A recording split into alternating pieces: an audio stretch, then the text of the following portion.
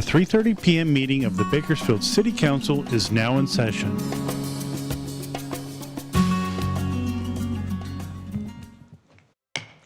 Good afternoon. It's my pleasure to call to order the 3:30 regular City Council meeting of January 22nd, 2025. Madam Clerk, please call the roll. Thank you. Welcome to all of you. In keeping with Council's resolution, public statements are now received at different times depending on the item. I will call on the City Clerk to call for the public statements at the appropriate time, so please listen carefully. If you wish to make a public statement, please fill out a public speaker card and place it in the tray on the counter next to the speaker podium. We ask that you mark whether you're here to speak on an item listed on today's agenda or on a matter not on the agenda. Speakers who do not identify a specific agenda item will be presumed speakers for the non-agenda public statements. If you're here to speak on an item not listed on the meeting agenda, you will be called first to speak. Statements are given a 2-minute time limit per speaker, 20 minutes total for all non-agenda item public statements. If you're here to speak on an item listed on the agenda, I will call for you at the appropriate time. If public statements become disruptive and I have to clear the chambers to regain order of the meeting, you will be called in one at a time to provide your public statement when your item is called. Everyone in attendance is expected to adhere to the rules of decorum established by resolution of the City Council. Failure to abide by the city's rules of decorum, including any disruptive behavior that interferes with our ability to have an orderly and efficient meeting, prevents the City Council from conducting the business of the city. Consider this a first warning to everyone in attendance that conduct that disrupts the meeting may result in expulsion and/or the chambers being cleared. Behavior that disrupts the meeting includes repetitive statements, shouting, interrupting staff or presenters during the meeting, speaking out of turn, outbursts from the audience, and surpassing the 2-minute time limit. Madam Clerk, do we have any public speakers regarding items not listed on the agenda? Mayor Go, we have not received any speaker cards for items not listed on tonight's agenda. How about public speakers regarding items listed on this afternoon's agenda?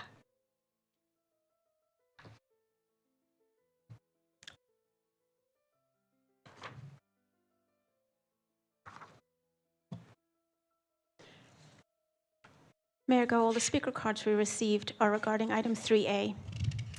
Thank you. And so now we're going to take that after we hear from staff. Madam Clerk, next item, please. Reports item 3A, resolution adopting the active transportation plan. Mr. Clegg. Thank you, Mayor and Council. We'll have a brief presentation on this topic just to set some context. Our active transportation plan is a state required report document that helps paint a big picture long range for some of our active transportation projects. I would note that it's not necessarily all inclusive of all of our multimodal or transportation projects, but again, a good exercise that we're required to go through every couple of years. And so Mr. Meyer from Public Works and our guests from Kimley Horn will walk through a presentation for you about what this active transportation plan represents. Sometimes this is actually a consent item, but given the prioritization of council on this topic, we wanted to put it before you as a brief report just to give a sense of where we're headed on this. Mr. Meyer, thank you. Honorable Mayor, City Council, I'd like to invite Daryl DePontier from Kimley Horn and Associates. He will be walking us through the presentation regarding the active transportation plan. Welcome. Great, thank you, Council. Pleased to be here. So we're just going to walk through a little bit of what the active transportation plan is and what we have come up with as part of this plan and what that means for the city moving forward. So basically the active transportation plan, the objective is to find the best opportunities to improve walking and biking activities in the city. As you probably are all aware, Bakersfield doesn't necessarily have the best active transportation environment right now. There's a lot of pedestrian and bicycle injuries that occur on your city streets. So that's one of the things we're trying to address, just identifying where in the city we might have the best opportunities to move that. So as we've gone through it, we've had lots of input from the community and stakeholders throughout the city. We had a fairly lengthy process where we had the plan published online for anybody to review and comment on, and we received quite a few comments while we were up there. We had the Blue Zones consultant review the plan as well, comparing that to best practices statewide, and responded to their comments. And ultimately, the idea is just to prioritize improvements that will make it easier for people to walk and bike around the city. So as part of this effort, we did take quite a long look at several of the existing plans in place. We weren't starting just from a blank slate. So we have the circulation element that the city maintains. The county and KernCog both have active transportation plans around the city that we wanted to make sure we were integrating with. There is also the existing safety plan that the city maintains, the downtown pedestrian plan, and several others as they go on here. So we tried to integrate findings from all of those, not replacing those plans or duplicating them, but trying to complement what's in those already. One of our signature public engagement events was our Active Transportation Festival and Summit. We had over 500 members of the public participate in this event. They got to provide a lot of commentary on what priorities they would like to see in the city. We had fun events for the children. We had the families come out. And we also had a summit at that time where we had a presentation introducing what the plan was intended to do and what we were looking for from the public as part of the process, and giving them the invitation to be participants in the plan as we continued moving forward. So one of the key outcomes of this plan is the proposed trail network and local connections. None of these have been through any environmental review. They're very high-level concept, but we wanted to show what it would look like to have a network of connectivity across the city. So the map on the left shows that trail system that would provide the connections into the Kern River Trail, the Kern Friant Trail, and just making sure all the neighborhoods have access into that system. The map on the right shows those local connections between that trail system and parks, schools, other things. And this map was built very much based on the existing plans already out there. All we did was realign them a little bit to make sure they were talking to each other, so we were keeping everything aligned so that it was a true system. In terms of the trail system, we ran it all through a fairly complex prioritization system. So we're looking at how many people the trail would serve, how many existing traffic crashes and injuries were occurring in the area, if there was low income or minority populations that would be better served with this, proximity to parks and schools.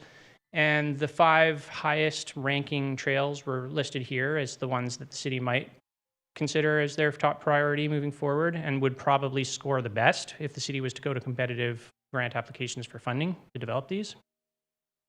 We'd looked a lot at potential funding sources, so I'm sure if anybody's looked through the plan, they've seen that to build the whole thing out is a fairly large number. The intention is this is a very, very long-range plan. You're looking at and those projects are going to evolve as needs change in the city over time. But the city probably wouldn't want to be footing that bill by itself. So there's a lot of different programs and funding opportunities out there that could be leveraged to help build this, including your maintenance programs, just restriping things as you're already repaving. When you have developer impact fees, you could have these projects on there to give developers more opportunities to buy down some of their CEQA obligations, things like that. BMT mitigation fees would function similarly. Special assessment districts could be an option for certain types of trails. But probably the most important one is grant funding. The state and federal government both have a lot of programs out there that Bakersfield would score very well to compete for. This is a big list of different grant funding programs that are available now. That'll change again over time. We all know the federal administration has just changed, so we're going to see new programs come, some old ones sunset, but there will continue to be opportunities moving forward, and there's a lot of them. Some of the most immediate grant opportunities coming up would be the next cycle of the ATP program. We know this recent cycle was pretty underfunded, so Caltrans is hoping to have a few more, a little bit of a boost on that next time around. HSIP, the next safety program coming out. Safe Streets and Roads for All, which the city is actually already funded to do a subsequent plan to this, will be an opportunity to get some actual connection funds. And then reconnecting communities is another one that really is a great opportunity for trails and things like that. The project funding program, if you look at this grid, you don't have to be able to read everything that's on there, but the whole idea is there. Each of the different types of projects that are included in this ATP is showing you which grant programs are likely to be able to fund that particular type of opportunity, and just really trying to show how many X's there are on that. There's a lot of different funding agencies, funding programs out there, and we want to keep it moving forward. So some of the key features, just to summarize what's in the thing. We have 19 proposed trails, which would create 128 total miles of active transportation connectivity through the city. It's a mixture of the Class 1, which are the completely separated trails, Class 2, which are the bike lanes on the side of the road, Class 3, which are low-speed shared use paths, and Class 4, which are bike lanes that are physically separated from traffic. And then we have various pedestrian access and spot improvements too. That's mostly including connections across the roads and things like that. The $616 million investment tag would cover the entire construction of this plan, but as mentioned before, this is intended to be a very long-range plan, and that cost is broken into a lot of much smaller projects that the city can pursue incrementally. And as things move forward, I'm sure those will evolve. And then we have 453 additional miles of neighborhood connectivity and sidewalk connections that would largely probably be completed under existing maintenance programs and things like that. So I wanted to keep this fairly brief and open the floor to any questions or comments. Thank you, Mr. Despensier. We'll go to the public first. Madam Clerk, do we have any public speakers for this item? America, we've received 3 public speaker cards. The first speaker is Yesenia Fernandez, followed by Michael Turnipseed, followed by Dave Damahowski. Welcome. Please introduce yourself. Thank you. Good afternoon. My name is Yesenia Fernandez. I am the policy coordinator with Blue Zones Project Bakersfield. And today I'm here on behalf of Blue Zones Project. I would like to express our strong support for the proposed active transportation plan. As part of our mission to make the healthy choice the easy choice, we believe that this plan is a crucial step towards creating a community where moving naturally through walking, biking, and other forms of active transportation plan are safe and available. The proposed active transportation plan will help incorporate safe and accessible routes for all people of all ages and abilities, and create more equitable opportunities in the community. These are key components in building a resilient and healthier community for generations to come. Blue Zones Project is a strong supporter of the active transportation plan and is excited to see our community move towards a safer and healthier place to move naturally. Thank you. Thank you, Ms. Fernandez. Next speaker, please. Michael Turnipseed, followed by Dave Domahowski. Welcome. Good afternoon, Mayor and members of the council. On your presentation, your consultant here skipped over the price bill. $616 million. Over the last 5 years, besides your basic general fund revenues, you've received $600 million total for Measure N and ARPA. You average about $100 million a year on your sales tax and $97 million on ARPA. And we drive around and we look around town and we don't see a lot. And with what's going on in Sacramento and their budget difficulties, especially when they have to rebuild LA, and you look at what's going on in Washington, Madam Mayor, you were just there. It doesn't sound like they're going to increase the spigots to local government. It's nice to put things on paper and pay consultants to do these plans lots of money, but you still got to figure out where it's coming from. 10 years ago, about 10 years ago, we submitted an off-road triking and trail plan called the Kerntax Plan. It had over 40 miles of, and you'll see, I got the handouts here. I don't know why she didn't hand them out to you. I'm sorry. And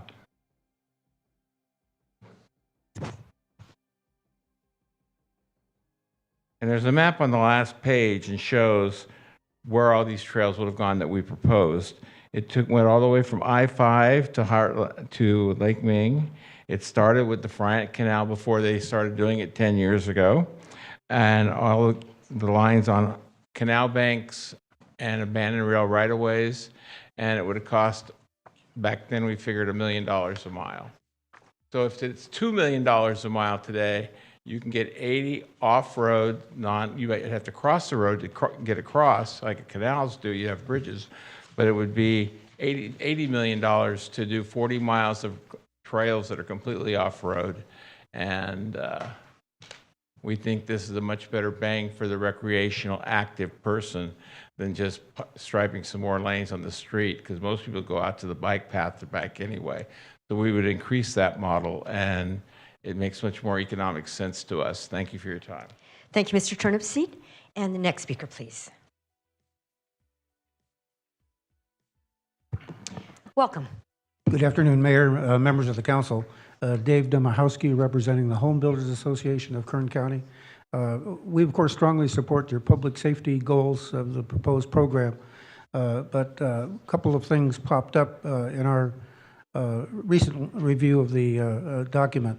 And to be honest with you, we were kind of asleep at the switch. I did not see a notice of availability and had not been tracking the activities of your multimodal committee very closely, and thought it might appear on the Planning and Development Committee staff at some point, but that never happened, as far as I know.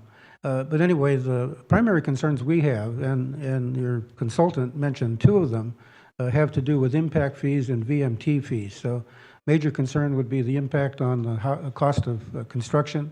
We pretty much already lost the entry-level workforce housing market in Bakersfield because of inflation, high interest rates, and the cost of regulatory compliance. Another issue is how will this program fit into your efforts to update the general plan, especially your mobility or circulation element. Your consultant mentioned VMT fees.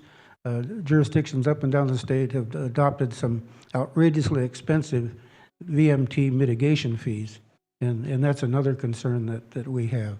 CEQA issues, what have you, are always in the background when any new regulation is adopted. A lot of clever attorneys in California that know how to work the CEQA game for fun and profit. And then lastly, I think there's a quality of life issue. Whenever you approach transportation planning with sort of an approach that creates some planned deficiencies in your circulation system, I think we have a concern that when you eliminate traffic capacity in your collectors and in arterials, that it has the potential for creating traffic congestion, particularly in the peak hours, which in most communities eventually becomes a quality of life and a political issue. So those are our concerns, and so we're asking for a brief hiatus from your approval process to meet with staff and just kind of review some of the concerns that our members have. And thank you for the opportunity to comment. Thank you for commenting. Staff, do you wish to make any comments before we go to council? Mayor and council, I think we'll wait for council questions before we make further comments. Okay, thank you. Colleagues?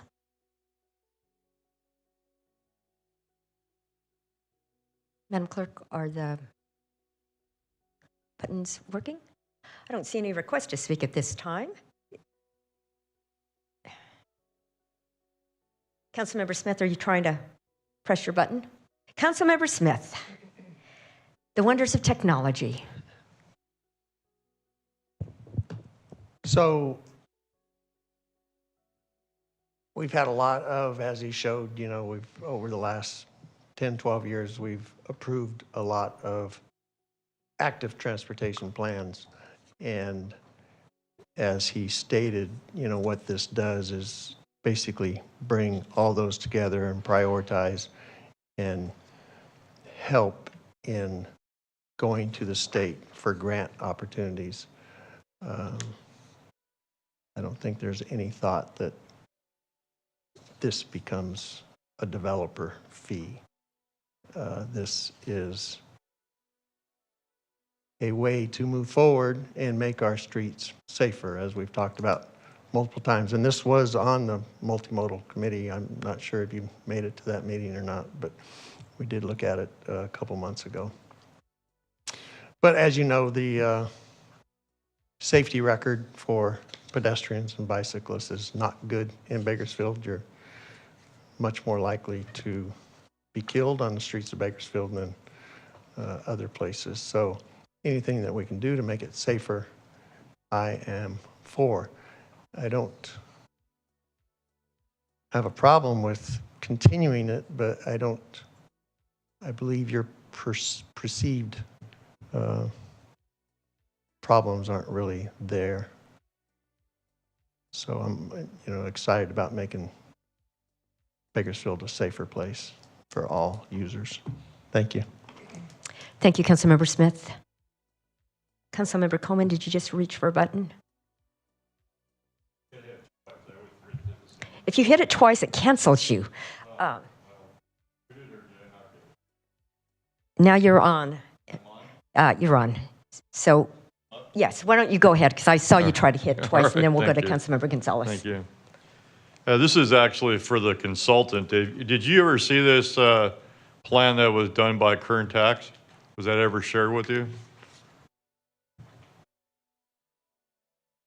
I don't remember seeing that specific plan. No, we were aware of the county, the COG plan, and the general plan, but we hadn't seen that particular one. Okay.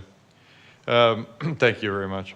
Yeah, for me, I like the idea of having a plan. I'm just not sure what we're being asked to do today. So maybe you could clarify that. Yeah, thanks, Councilmember Coleman, Mayor and Council. the active transportation plan, just again for clarity's sake, it's a 2-year cycle. We've approved many active transportation plans in recent years. We're continuing through on that same cycle. It's a state requirement. It's a plan, a report that we have to get back to the state in general, but also it really enhances our eligibility to go after grant funding. It's really a big picture, long-range plan about flows and connectivity. And I would even argue that every line on that map doesn't mean that we're never going to do a project that's not on one of those lines, or that we're going to do every project that's on one of those lines. It's just to paint a picture where we're trying to create as much connectivity as possible. And so what council is doing is basically saying that this, well, one, we're being compliant with what the state's asking us to do to create that plan and that list. It's getting us eligible to apply for numerous grants. But also it is council's big picture, long-range plan of saying, yes, we're going to try and enhance active transportation connectivity in those corridors, at large. This is not a budget appropriation. We're not adopting a plan that we're going to spend $600 million or any, even $1. That happens through the annual CIP process of the budget and the council. We go after grants. Typically, we fund most of these types of projects. About 80 to 90% of those projects are funded by grants, and the city typically has a small match that we have to provide. And so you're not approving that funding either. We're just saying that's our plan and estimate of how much those projects are likely to cost. But then each year we're going to have to prioritize and say, are some of those, do we want to get those designed? Do we want to get those in our CIP? But both of those choices will be choices specific to the budget process that you'll make at that time. And then each project will come back to the city council for action to go and do the environmental work and the outreach work, the design work, and ultimately the construction projects. Those are contracts that will come back to the city council for vote. So again, this is just laying out what our big picture plan is so that we're compliant with the requirements, and it sets us up to go after those grant funds. Thank you.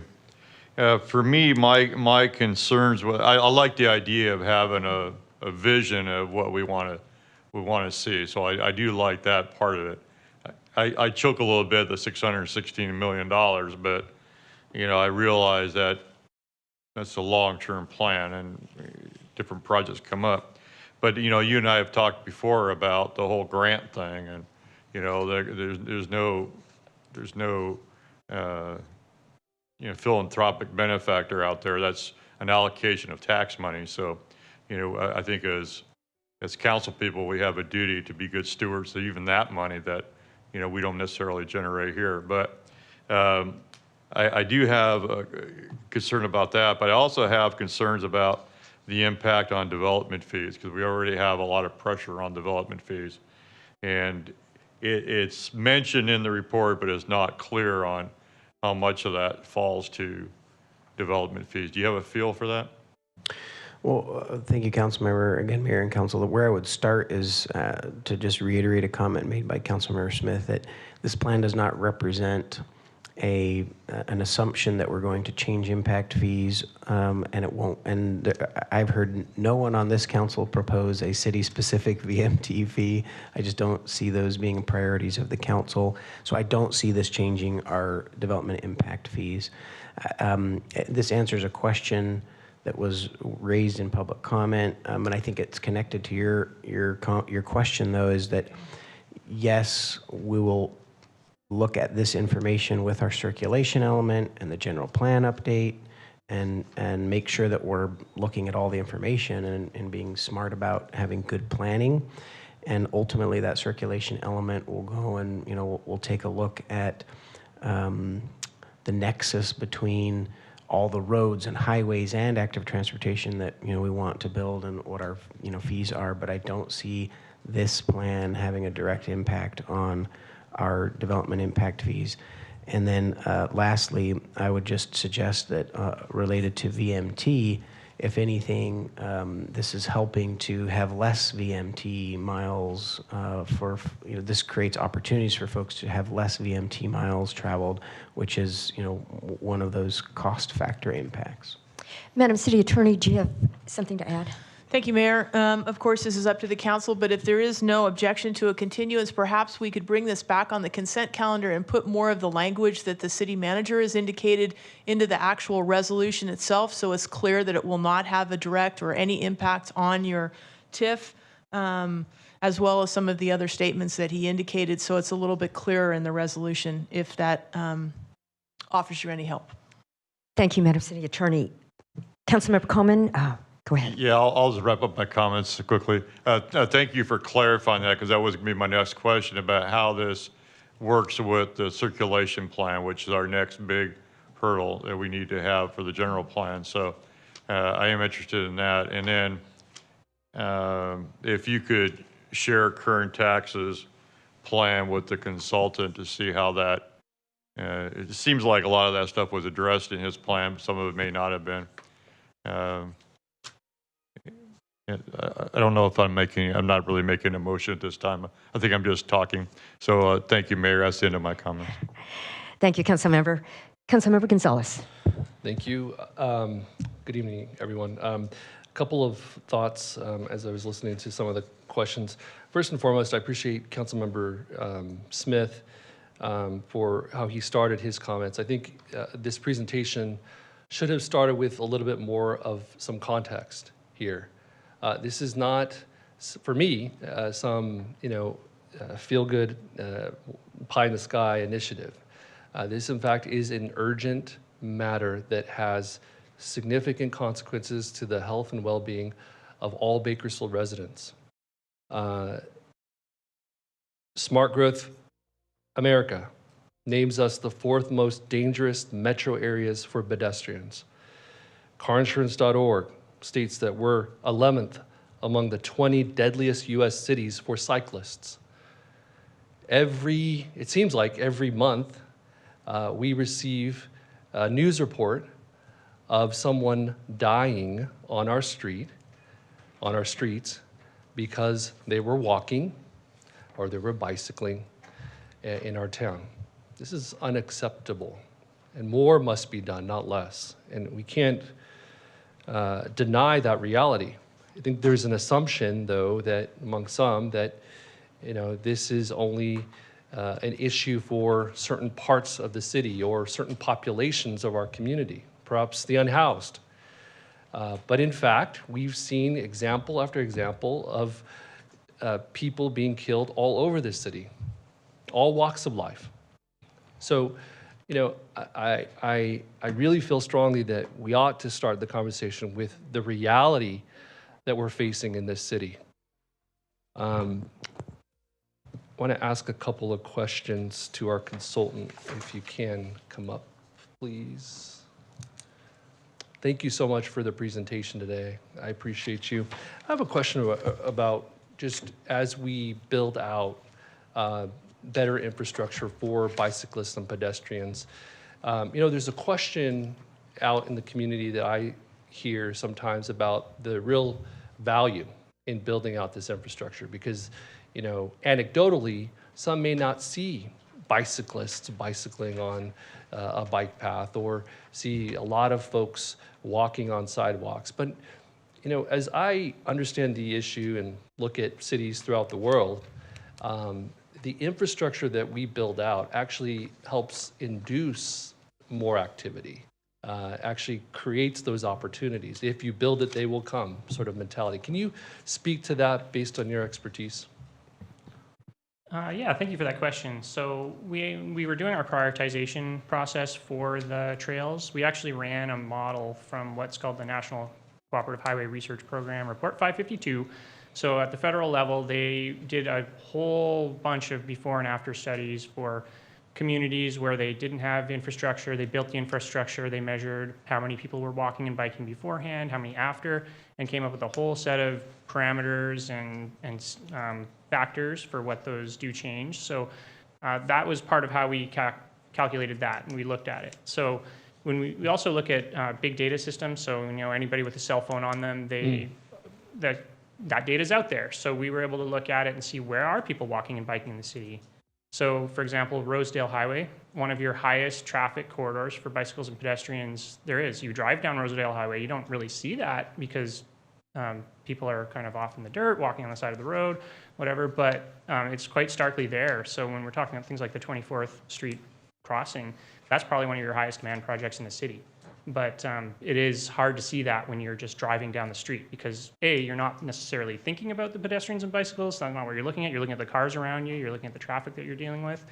But a lot of the time you just don't see it either because people are sort of trying to avoid the traffic. They're walking off in the side. But there is definitely some very empirical evidence that when you build those facilities, you get significant increases in the amount of traffic and people walking and biking. Yeah, that's interesting. I really appreciate that. And I think it underscores another point in that people are already walking and bicycling in lots of different routes that they've created on their own and have not been built out and designed. And, with new technology and data, we can actually that could actually help us inform some of these conversations and decisions that we make in the future, which I appreciate in this plan. So thank you so much for that.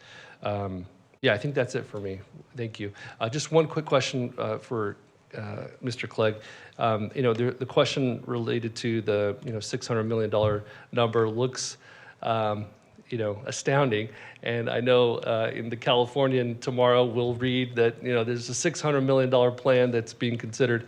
But I just want to underscore the point that this actually is considered as an iterative process, that we are looking at this bit by bit, and we plan to pursue grant funding. But also, thanks to the Public Safety and Vital Services Initiative and our enhanced capacity at the City Hall, we've been able to actually become very successful at new grant opportunities. Is that not right? And can you actually quantify how successful we have been with those state and federal grants? Yeah, I think Councilmember Gonzalez, Mayor and Council, yes, we adopt our CIP for examples of 5-year capital improvement project program, which is hundreds of millions of dollars. Our Parks Master Plan recently, that was a question mark too of, that looked like a big dollar amount. These are planning documents to help us think forward and think about how do we, accomplish some of these goals, but knowing that it has to be within our resources, at least of what the city spends on the projects, but also to go after those grants. And so just to put things a little bit into perspective, as I work towards the specific grant question that you asked, but this last year we spent more than $100 million on road infrastructure, and some of that was street repaving, some of that was street resurfacing, some of that though was active transportation. So I'm going a little bit off of memory, but we could come back and quantify this, but there's at least $20 million of active transportation projects in last year's budget alone. And so those aren't numbers that are unattainable, but also there are numbers that we do have to work at on an annual basis. We're not trying to eat that elephant all in one bite. But as an example to your question about grants, in the last 2 years, the city has received $150 million in competitive grants. It does not include the CARES money, which is about $50 million, or the ARPA money, which is $90 million, but $150 million in competitive grant awards. We've hired grant writers and lobbyists, and we've gotten more active on our end, and we have the PSVS dollars that can serve as grant match. And so we, in any given year, the PSVS budget allocation is about $100 million in tax revenues, and so we feel like we've offered a great return on that investment by bringing back to the community not quite a doubling of that, but almost a doubling of that same revenue in grant revenues that we received in the last 2 years. Thank you. I appreciate that. And finally, I just want to make one last comment in that one of the top issues, probably one of the top 3 issues I hear from my constituents in Ward 2 for the last, 4 or 5 years has been related to traffic safety, making neighborhoods, making our city more walkable and bikeable. And so I'm looking forward to adopting this plan. Thank you. Thank you, Councilmember Smith. Yes, thank you. I think I'm going to go ahead and make a motion to approve the plan.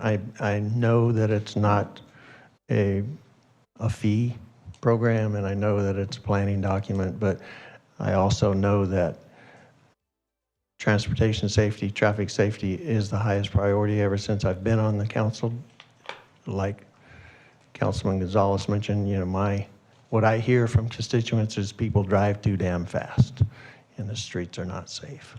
And the more that we can do to move forward in making our streets safer for everybody, the better we're doing, the better job we're doing for our constituents. So I move to adopt the plan. Thank you. Thank you, Councilmember Smith. Other council members who wish to comment? Okay, just press it one time. Councilmember Coleman. Thank you. Can I talk to the consultant again, please? In my effort to really understand the Complete Streets program that council adopted, I talked to city staff last week about this matter. And the thing that you mentioned, you mentioned some studies that show this, that these kind of plans, you know, improve safety and those kind of things. But what I was reading is a lot of those studies were really old. And so do you have a current study that shows that? So it's a continuing body of research that happens over time. So all those parameters I was mentioning do get updated periodically, and they're calibrated by each state. So, for example, the one that we used here, we use specific Bakersfield numbers. So we go through, we understand how many people are actually biking and walking in this city. So we're not trying to compare to Washington, D.C. or San Francisco. We're looking at Bakersfield itself and what we have out there now.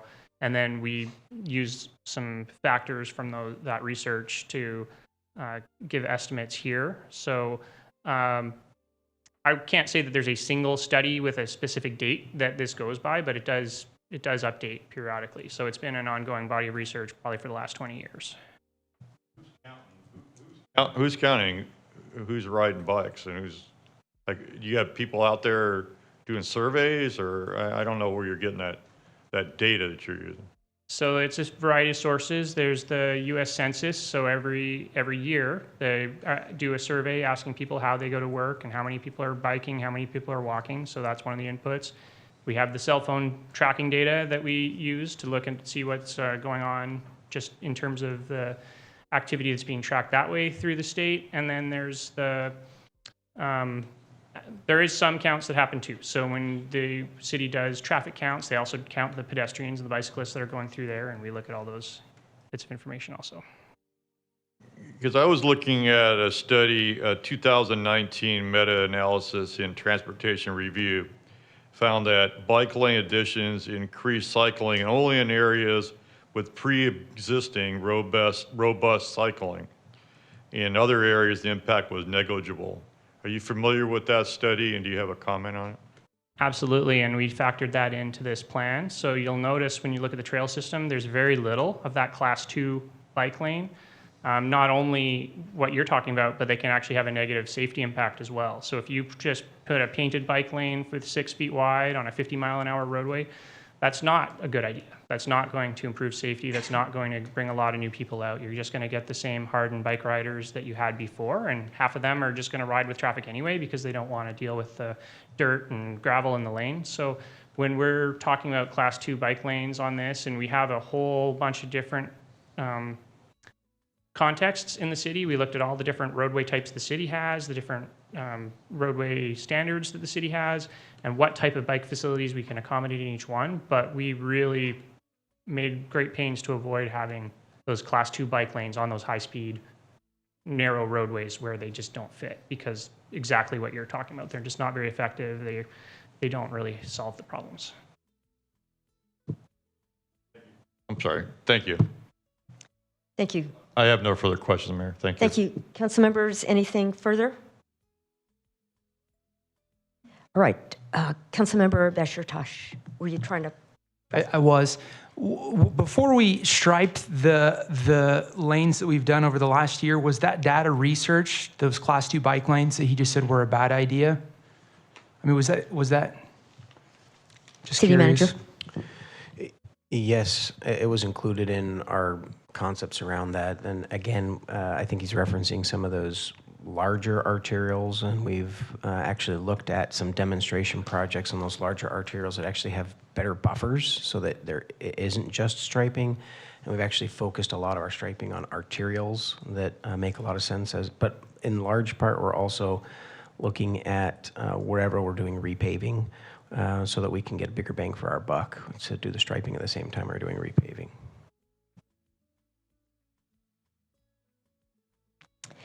Thank you. And now, Vice Mayor. Thank you, Mayor. You had mentioned there's a timeline that we are, this report is due to the state by. Can you share what that timeline looks like? Yeah, thank you, Vice Mayor and Mayor and Council. The timeline is actually a little more flexible than some others that the state gives us. And so I will acknowledge that a continuance doesn't put us at a particular jeopardy. We want to be ahead of the next funding cycle, which is several months out. So we do have some time, but also I would just reflect that some of the feedback that we've received clearly has been noted, and that staff is very happy to reach out with our stakeholders and walk through the rationale behind what the plan is and what it isn't, and as well as incorporate their feedback into how we pursue these projects specifically. Because again, these are big picture plans that we're going to have to put into very specific project prioritizations and proposals, and we're happy to do some of that follow-up. But also, it wouldn't put us at jeopardy for a slight delay. Thank you. I appreciate that as well. I think that's a great idea, and I think the many kind of opportunities we've had to engage with what active transportation even means. Sometimes it's around terminology, sometimes it's just the more information that's available is better. As we, I believe, and kind of in city planning context, a lot of the times it's like learning new concepts, it's changing a culture, it's how we move, but as shared, the data reflects that folks are already moving, but they're finding the pathways that are of least resistance, AKA, keeping their own lives out of jeopardy. So I appreciate all the research that's been done to create this plan. We had very robust conversations at our multimodal transportation subcommittee meeting about this active transportation plan, and there we really got to kind of flesh out some of the ideas of the real impact. And I especially wanted to draw attention to slide 6, where the highest ranking segments, as you can see, are across the city. And it's just, I feel the research supports what's coming from at least my own constituents. When I draw attention to Acres and McKee Road, and with our Public Works Department, we are working on what we are calling even the Stone Creek Loop, which I've mentioned many times from the dais, and we've talked about in our subcommittee meetings as well. That feedback from the constituents is meeting what the research is showing, and I think that just further affirms the efforts in having a plan and having a guide. Really, I see this as a guide rather than me coming up with my ideas and saying that this is what's most important to constituents right now, and being someone that's transferring that information over to City Hall. It's good to have tried and tested practices that do help folks within and residents within our city feel safer of all ages. And we've drawn attention to the areas around schools many times when our children and our elderly are affected the most within the city in terms of being the unfortunate fatalities when a vehicle strikes a pedestrian or a cyclist. And I wanted to just share my appreciation for the research that's been done for our city. This is, I believe, a first of its kind that's being updated. So I'm glad we have a plan to move forward. Thank you. Thank you. I don't see any other requests to speak. You have a motion. Please cast your votes.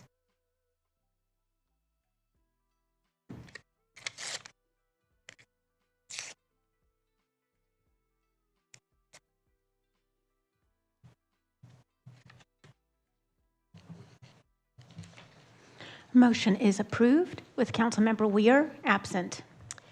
Thank you. Madam Clerk, next item, please.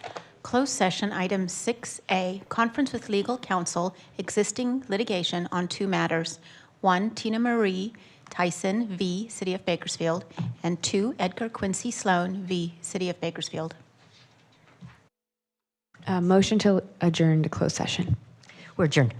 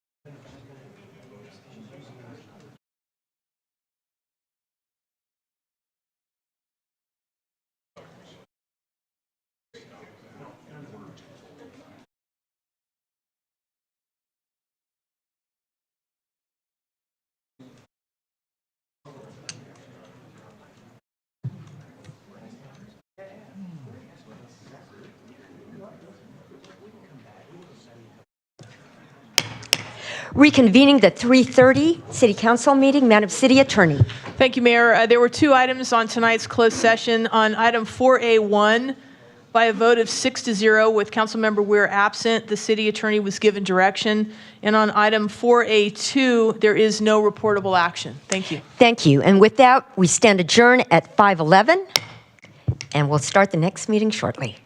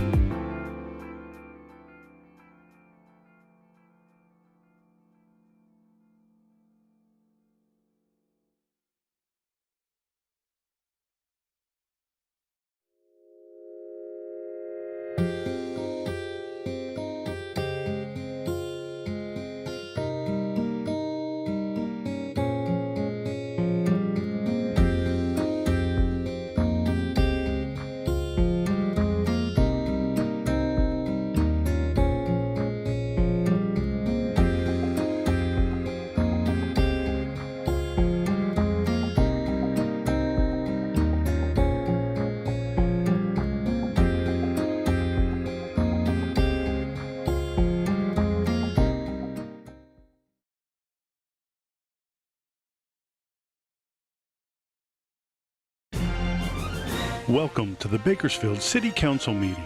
This television broadcast is brought to you by the local cable companies, the County of Kern, and the City of Bakersfield. You can watch the rebroadcast of this meeting Saturday at 7 p.m., Sunday at 10 a.m., and the following Wednesday at 7 p.m. You can download the agenda for this meeting at www.bakersfieldcity.us. Presiding over this evening's meeting, the Honorable Mayor Karen K. Go.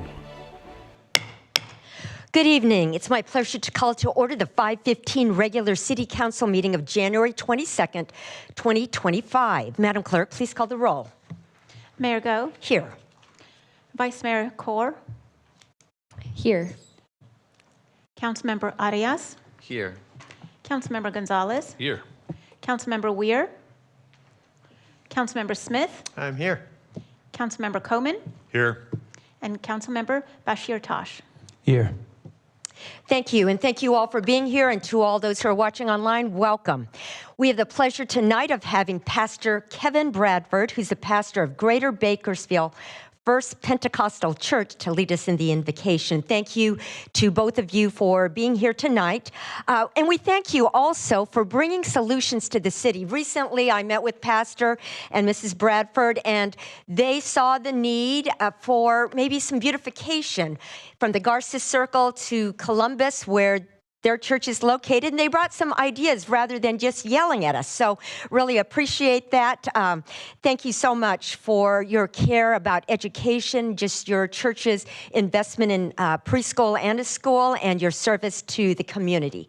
Following the invocation, we're glad to have Jacob Baldavinos, who's a junior at Garces Memorial High. He's going to lead us in the pledge. And Jacob serves as the mayor's alternate youth commissioner. He's the starting point guard as a junior for the Garces varsity team. And he plans to pursue college. He's going to major in business and entrepreneurship. He's got a passion for serving those who are less fortunate in our community and mentoring upcoming basketball players. And he's here with his parents, Carlos and Amy Baldavinos, who are both, Carlos is the head of the mission at Kern, and I think Jacob, from the womb, even before you came out, you're already serving our most vulnerable. Would you all please stand?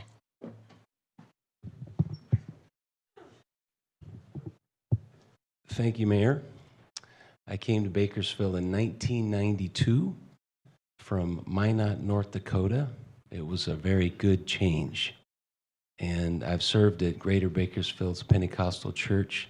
Since that time, our church has been in the community for 82 years. And this is the first time I've ever been in a city council meeting. So I appreciate your invitation to come here today and offer an invocation. So let's pray. Savior, we thank you for your blessing and your goodness. We thank you for the mayor and these city council members that are here today. We ask that you would direct us and guide us, and know that you provide to us an opportunity for understanding, knowledge, and direction. And so I pray that your blessing would be upon each and every one of them in every decision that they make, but not only on the decisions that they make, but I pray that the decisions that they make are not menial, but have an impact and an uplift to our community. We thank you for an opportunity to serve, and we pray that the same creativity that you have given in life and in nature, you also put within each and every one of us, and that your anointing and ability would flow in this council meeting tonight. And we ask all of these things in your great name. In Jesus' name we pray. Amen. Amen. Salute pledge. I pledge allegiance to the flag of the United States of America and to the republic for which it stands, one nation, under God, indivisible, with liberty and justice for all. Thank you, and you may be seated. Thank you, Pastor. Thank you, Jacob. And if any of you are looking for some special items that Jacob offers through his special entrepreneurial venture, reach out to him. He's got good deals for you, whatever those might be, basketball shoes and the like. And now he's going to actually play in a basketball game or practice. Here are a few guidelines to help our meeting run smoothly. We request that you turn off your phones. Please be courteous in the use of cameras and videos. For safety reasons and as a courtesy to others, no signs are allowed in the council chamber or lobby. Applause is allowed during the presentations portion of the meeting, but not during other portions of the meeting.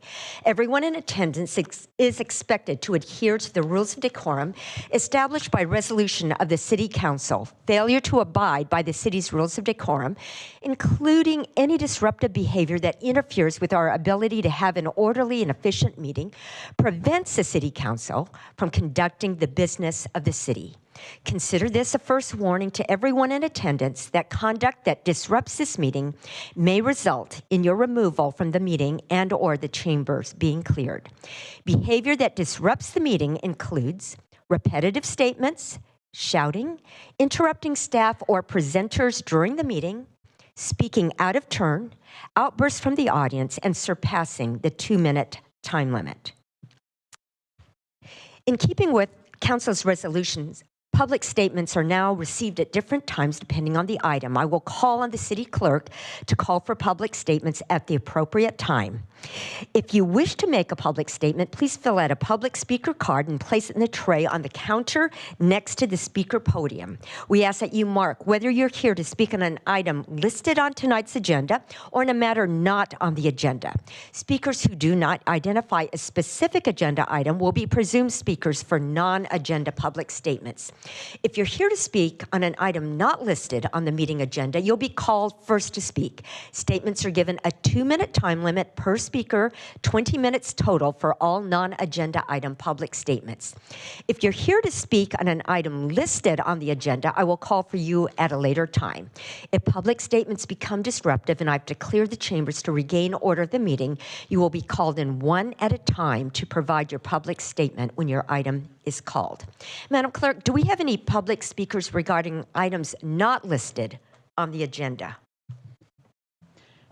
Mayor Go, we've received 5 speaker cards regarding items not listed on tonight's agenda.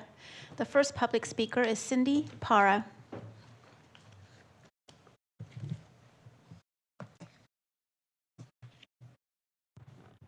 Good evening, Mayor. Welcome. And Vice Mayor Core and council members and staff. I'm Cindy Para. I'm on 18th Street, and I just wanted to thank the council and staff for their continued commitment to providing safe infrastructure for pedestrian and cyclists.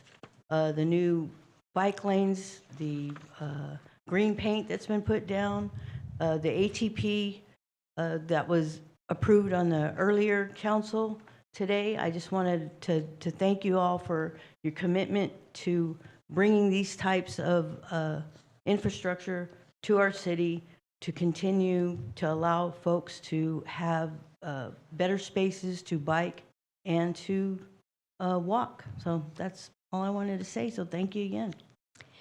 Thank you, Ms. Para. Madam Clerk, next speaker. Matthew Dills.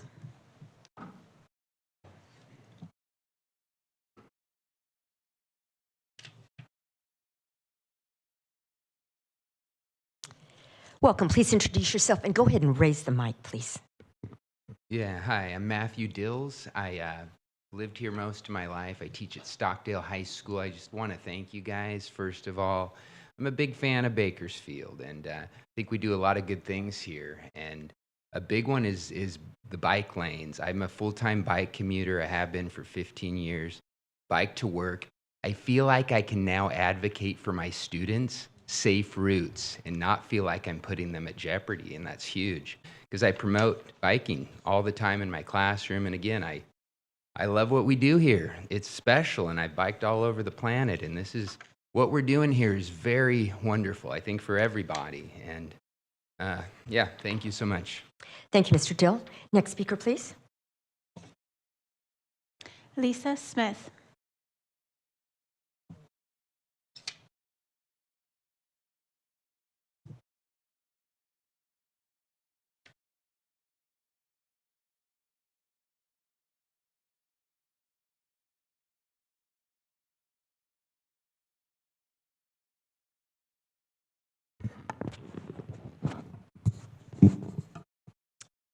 Welcome. Please introduce yourself. Thank you. My name is Lisa Smith.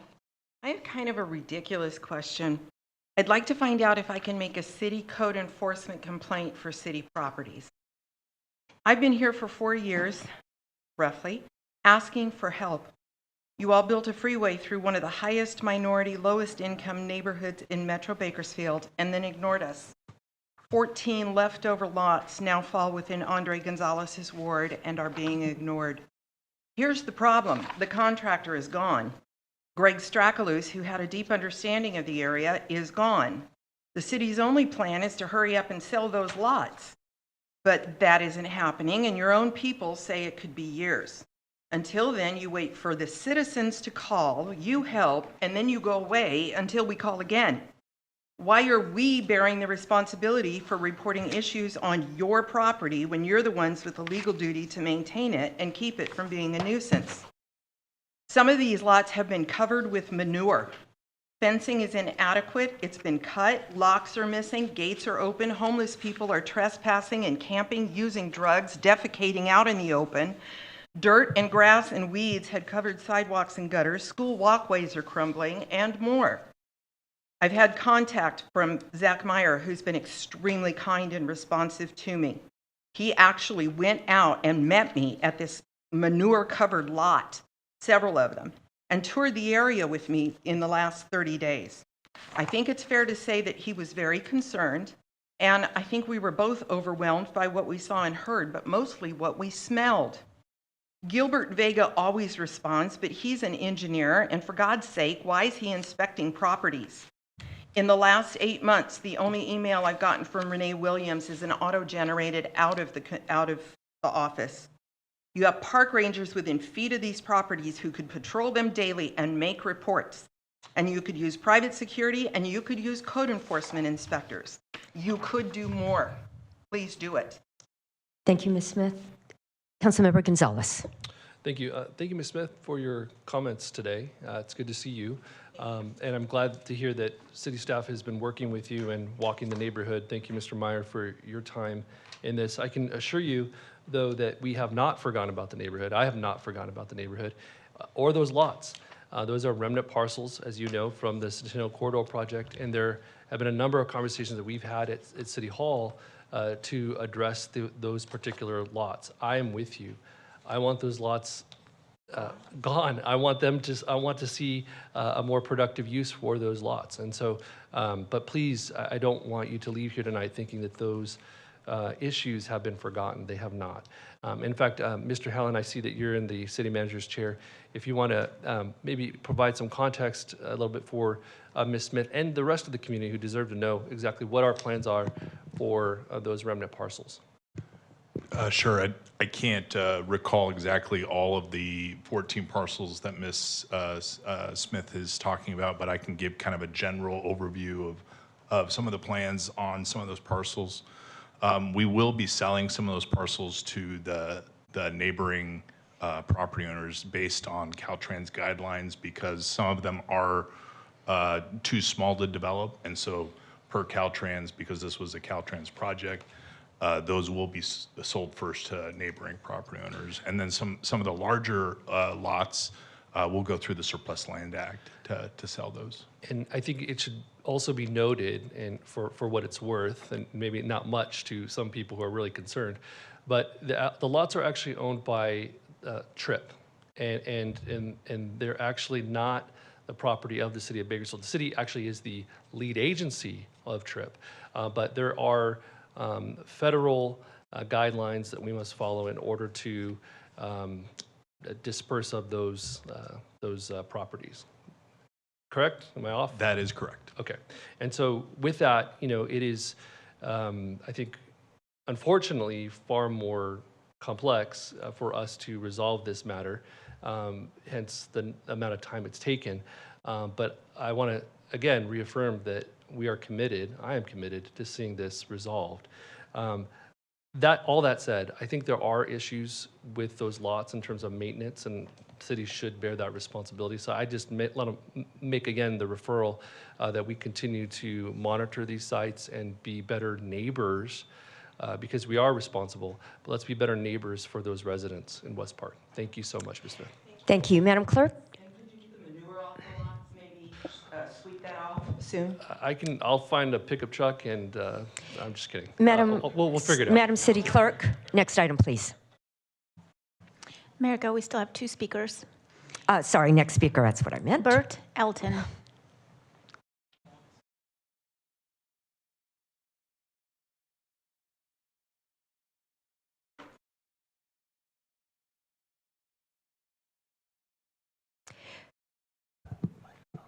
Good evening, Welcome. Please Mayor introduce yourself. Can you and just Vice raise that Mayor mic and for council him? members. A little bit, please. My name is Bert Raise the Alton. mic. I've lived in Let's restart the timer. Welcome, and please introduce yourself. Go ahead. Pardon me? Go ahead and welcome. Please introduce yourself. We're just raising the mic for you. Yeah, my name is Bert Alton. I've lived in Kern County for over 60 years. And I'm a veteran, 2 years in Vietnam. And I would like to commend this body on the bike paths that you put in. I am legally blind. And the colors, the green and the yellow, and everything that you guys use on it makes it a lot safer for people like me who is visually impaired. And I hope that this body will keep up the good work and invest in more bike lanes and bike paths. My bike is my sole transportation, like someone's car is their transportation. And I'd like to see a little bit more bike lanes get in, such as like Buck Owens Boulevard, because I do business down there, and I know other people that do business down there. And so I just hope that this body will keep up the good work and put in more bike lanes. You guys have done a fantastic job.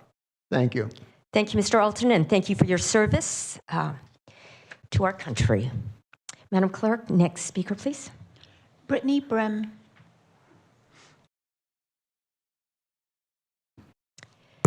Welcome. Please introduce yourself.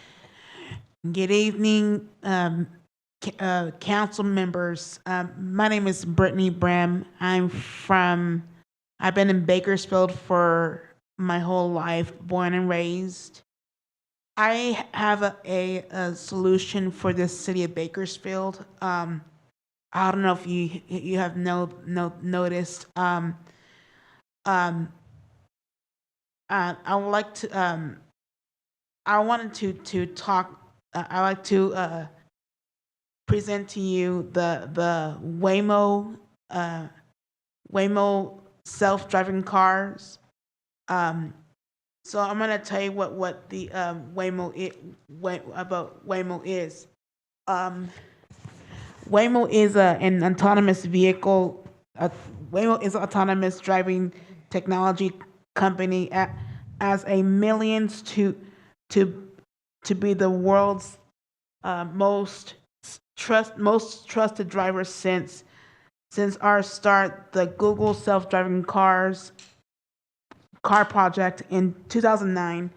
Waymo has been focused on building the Waymo driver, the world's most experienced driver team, improve everyone's access to mobility while saving thousands of lives now lost to traffic crashes. In America, there's a lot of accidents happening in America. There is a Waymo in Waymo is serving in Phoenix, Arizona. There's two of them in California, which is Los Angeles and San Francisco, and pretty soon it'll be come out in Austin and Miami and Atlanta, Georgia.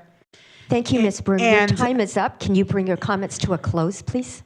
Okay. And just like another sentence, please. Okay. And in closing, I would like for all of the Bakersfield Council members to get involved with Waymo. Thank you. Thank you, Ms. Brim. Councilmember Smith. Thank you, Mayor. I'd just like to comment on all the speakers, really. I do think that the future is self-driving cars, and cars will be safer, and it will end up saving all the lives that we lose now.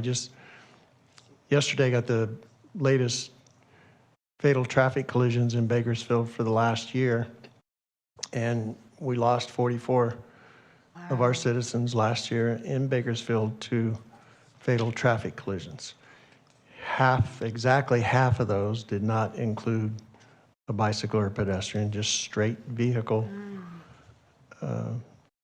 deaths, and the other half, 22, were bicycle and pedestrian.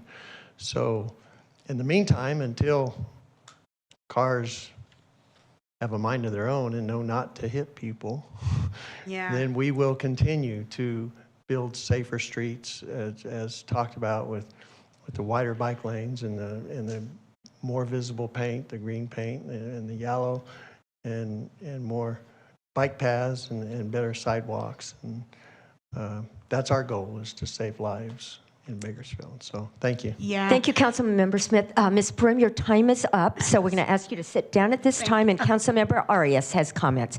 Thank you for speaking. Councilmember Arias.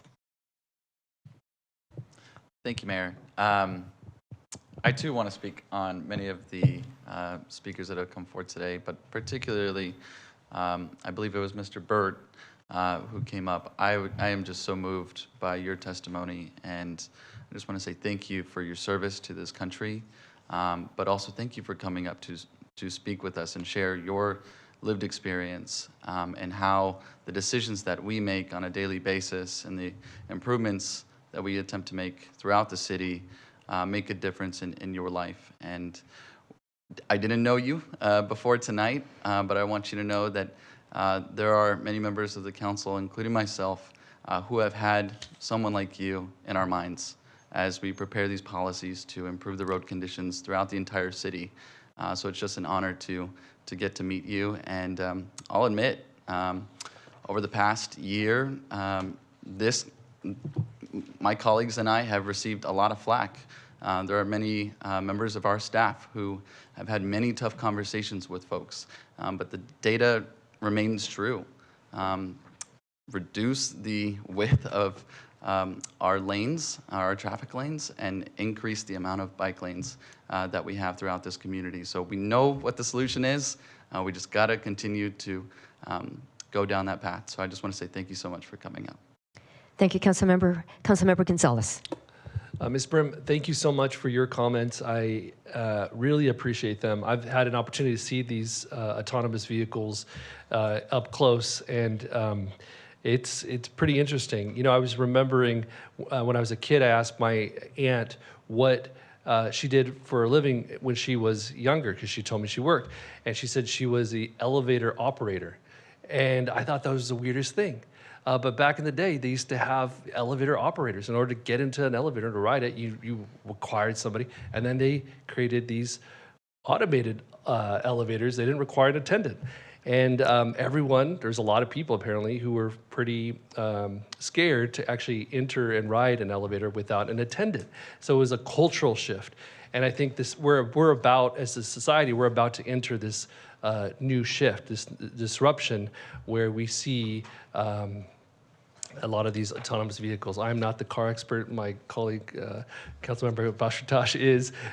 So I don't want to get into a conversation about what's in the future, but I do think your point is well taken. And what I hear from you in what you're saying is that increased access to mobility for all of our citizens is what should be a top priority for us. And we should pursue all different options. And I am right there with you. So thank you so much for speaking tonight. Madam Clerk, are there any other speakers for this portion? Sorry, Councilmember Kaur, Vice Mayor. Thank you, Mayor. I want to join my colleagues in thanking all of the community members who've joined this Wednesday evening to give thanks, but I want to give my thanks to all of you. It is in our subcommittee meetings, it is in your individual advocacy that we've really been able to, as a body, as a governing body, been able to bring these priorities forward. And it's very exciting when you have like-minded folks who understand it and get it kind of across our council in different ways. We had a great conversation about our ATP in the previous council meeting as well. And if I never had to drive a car again, I would just love that. So I find it to be something that I don't enjoy, and I like to just outsource that as often as I can to whoever is willing to do that. So these are the ideas and the innovation and the conversations we truly need and appreciate having with you all. But you really are the leaders. I want to echo Councilmember Arias's comments, and Bert, thank you for being here to advocate. It truly, I was moved. I mean, it is incredible that mobility is for everyone. And when we design and we keep in mind those who are visually impaired, there's language barriers there. Folks, if we're not able to read a sign, how can we make sure we're using the symbols that everyone can identify?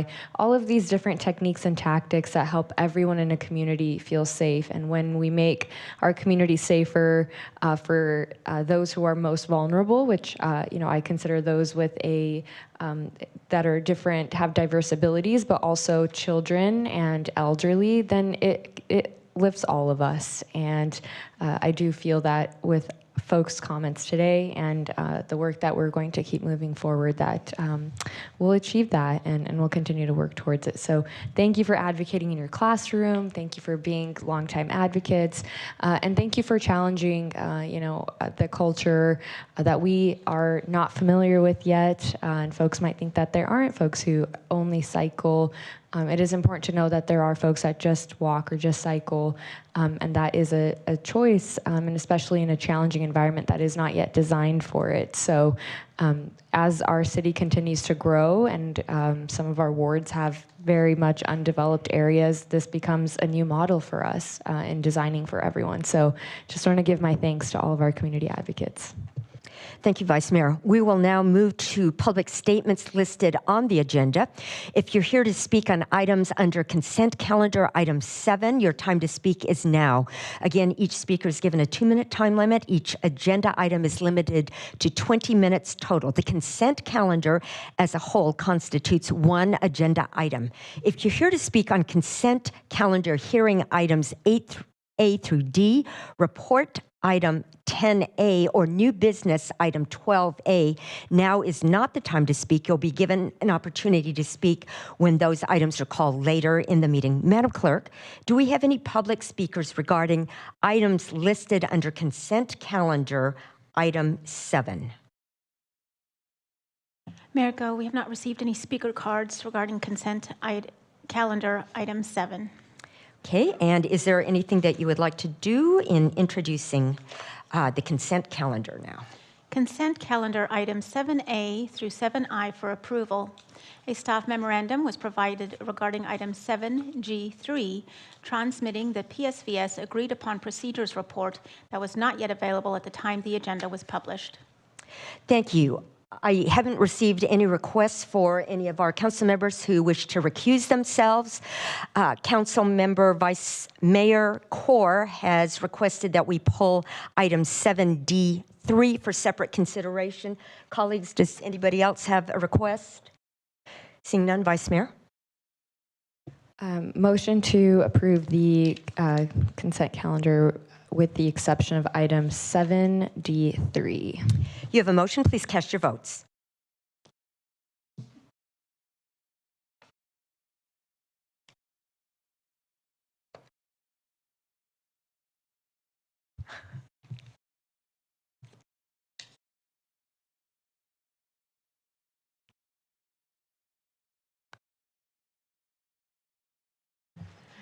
Motion was approved with Councilmember Weir absent.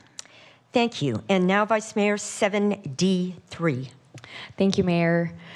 This item is the purchase of 2 fire engines that will, of course, apply to all of our wards and our entire city. This resolution allows the City of Bakersfield to secure 2 fire engines for the Bakersfield Fire Department, and really is to think ahead and for the early acquisition of 2 fire engines. This past year, actually, I had the opportunity to hang out with our Bakersfield Fire Department when we welcomed 3 new fire engines to our fleet. These were each engine just fun facts that I learned along the way that I'd love to share. Each engine took 3 years to make, and they're American made. They're actually made in Wisconsin, in Appleton. And as someone who considers herself an honorary resident of Wisconsin from just 3 years of living there, I was very proud that they were made in Wisconsin and were an American product. But I was a little upset that it took so long to make. Of course, it's a craft. It is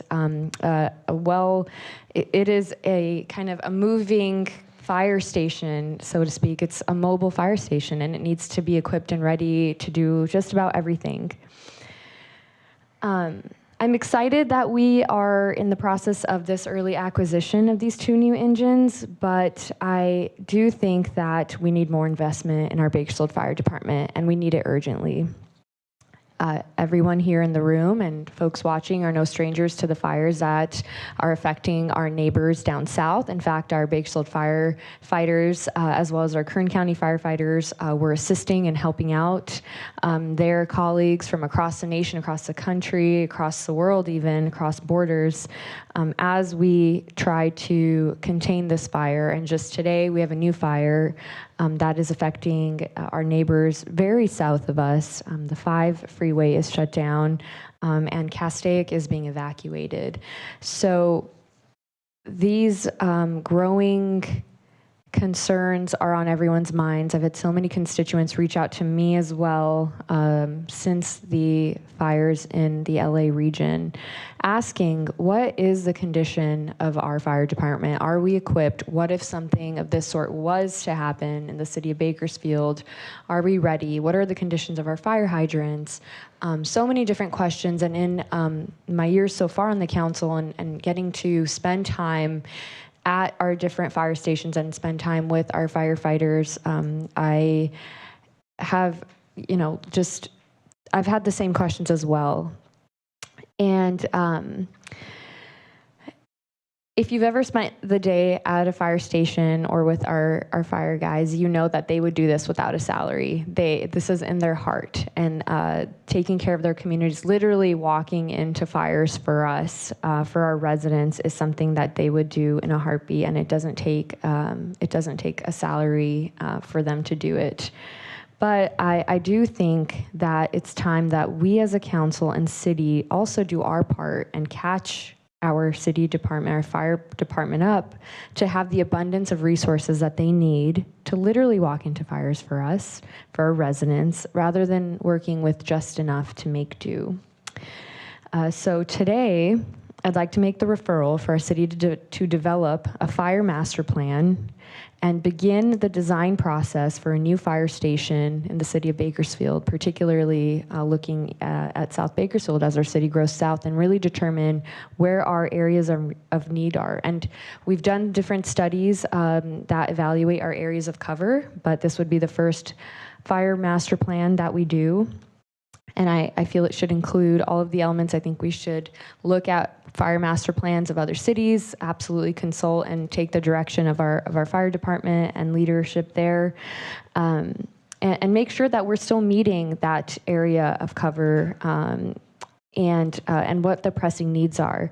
I think this is urgent, and it should be added to our upcoming budget cycle, and I'd like us to look at opportunities within PSVS to fund the design of our fire master plan, and as well as beginning that design process for the new fire station, or come back with new opportunities or the buckets of dollars of where this could come from. But this is absolutely urgent, and we are living it, and so many folks in our community have been so generous in helping with our neighbors in the LA region.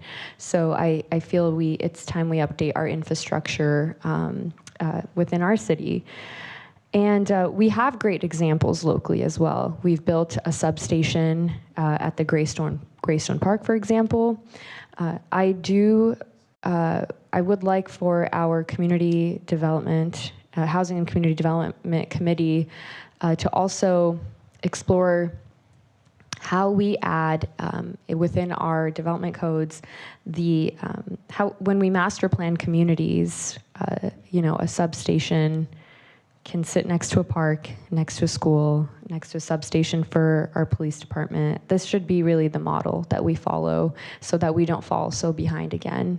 I want to say the last time we built a fire station was over 15 years ago, maybe. I might not have the exact number, but that feels way too long. And I think our calls to service will reflect the urgent need as well. So we've built great product already, and I think it's time we explore that as well. We've actually got a design process going for a park right now. Anton Giovanni Park would welcome a substation or a station. We've got plenty of land there.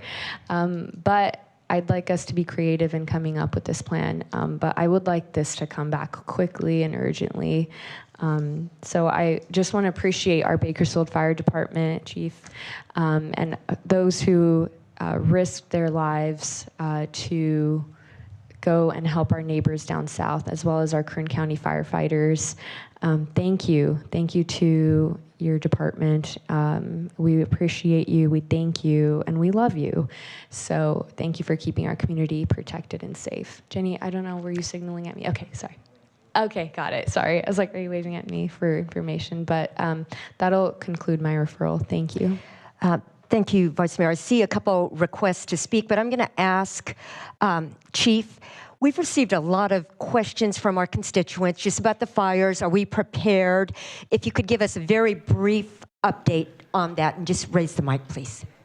Yes, Mayor, go. So the Palisades fire and the Eaton fire, we have to realize that that was really kind of the perfect storm coming together. We had red flag events down in LA at that time. We also had a lot of vegetation. That vegetation was very dry. And of course, the fuel bed was very receptive. And we had a fire start. And when you have sustained 15-mile-an-hour winds with gusts of 70 to 100, it's very difficult to fight. That fire, the Palisades fire and the Eaton fire, were actually spotting 1/2 to 3/4 of a mile in front of them. And when we start talking about water systems and things like that, when you hook up 100 fire engines to water systems, it's very difficult to design a system to handle that much water flow out of it. So can that happen here in Bakersfield? Potentially, yes. Is it likely? No, but it's not something that we should take lightly. We should definitely prepare for that and making sure that we do everything we can. Are we prepared? Are we prepared? Is there more to do? Yes, we can do more. Yes, certainly. And those two fires are going to change the California Fire Service for sure. We're going to, I can see prevention being a big issue, developing fire-safe communities, pre-positioning, which they did have equipment pre-positioned down there. Governor Newsom has made, for the past couple years, around $25 to $40 million available for fire departments to pre-position equipment during certain events, red flag events like we had there, flooding events and things like that. And California is very good at doing that. One thing that I will say is California is the best or better than anybody in the world as far as responding to disasters, because we do it all the time. We respond to wildfires, we respond to flooding, mudslides, and things like that. There is no other place that has the better resources in California. If we look at LA County, there are 29 departments down there.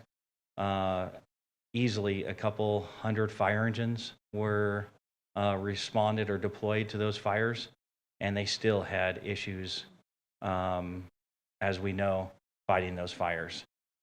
So yes, there is more we can do, for sure, and some more preparing we can do, and we can definitely take a look at that. And I appreciate Vice Mayor Corr's attention to those factors.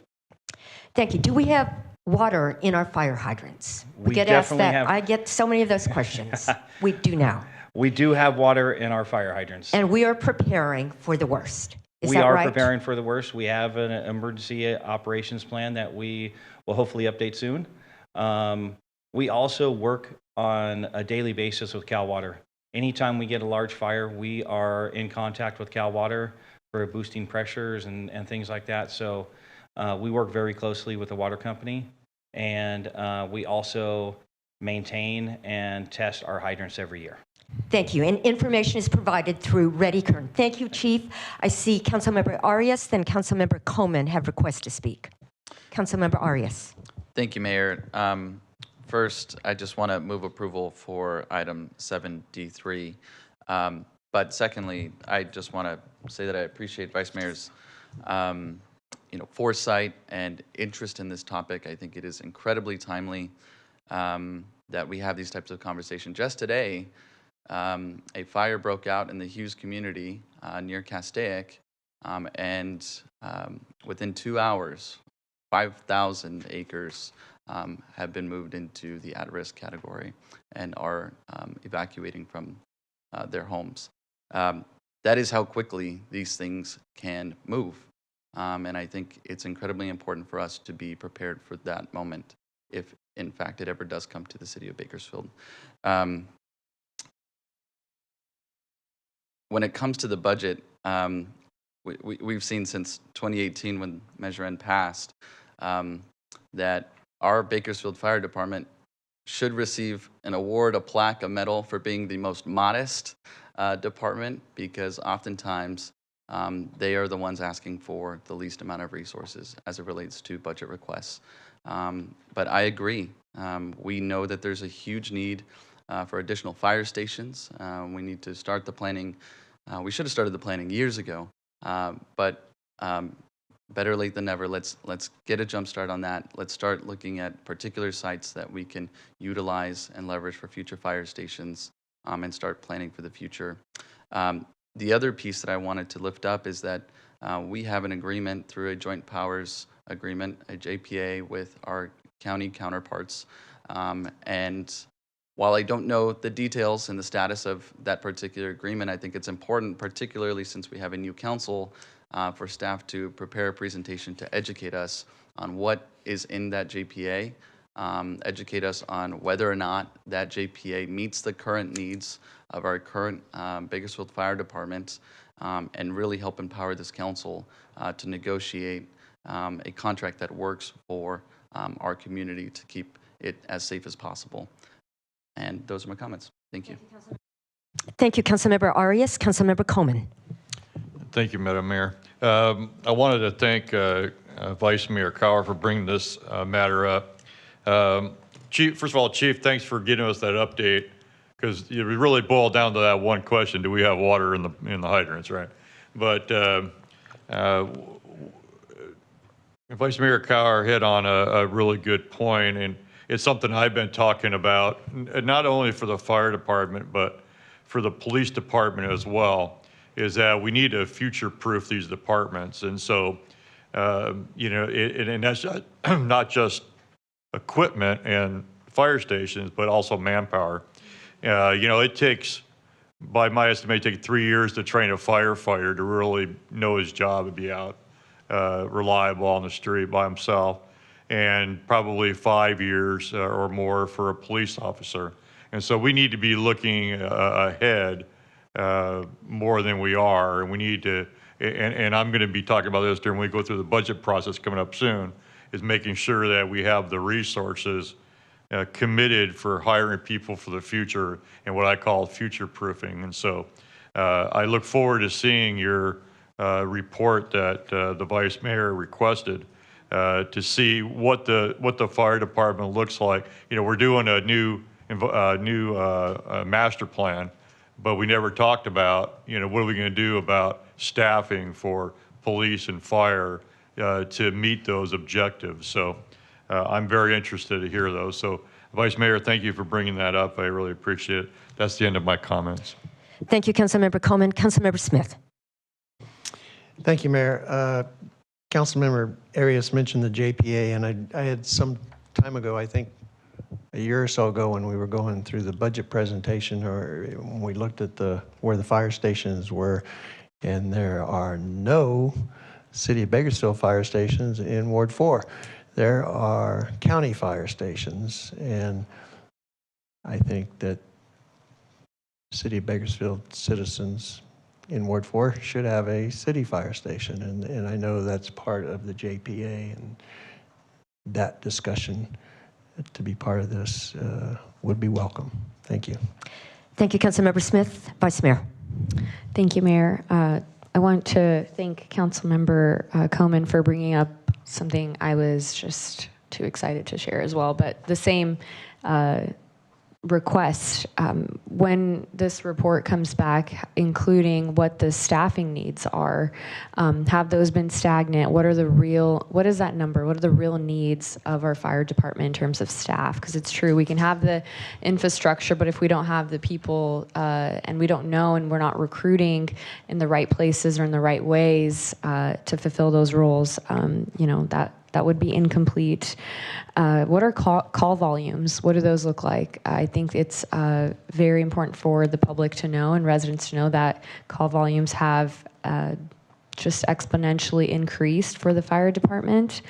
And an emergency operations plan was mentioned. I'd love an update on that and what the needs are there in finishing, developing, updating that. So those are what I would add, but thank you, Councilmember Coman, for adding those, and agreed on getting an update and education on the JPA for the points that Councilmember Smith and Arias brought up. Thank you. Thank you. You have a motion on 7D3. Please cast your votes.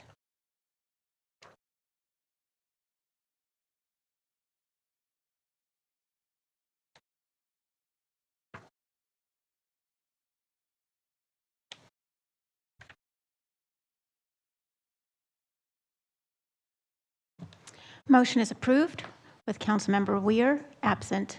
Thank you. Next item, please.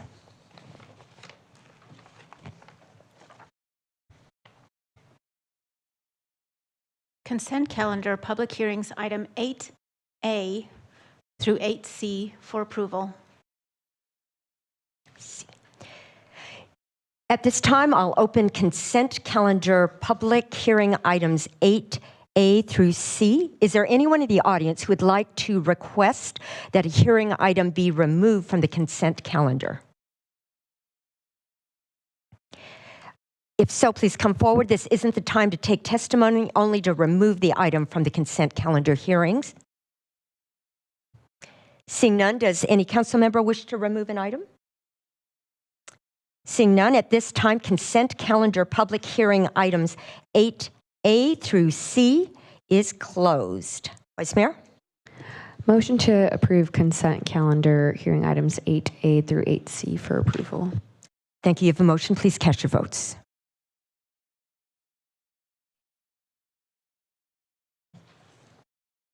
Motion was approved with Councilmember Weir absent.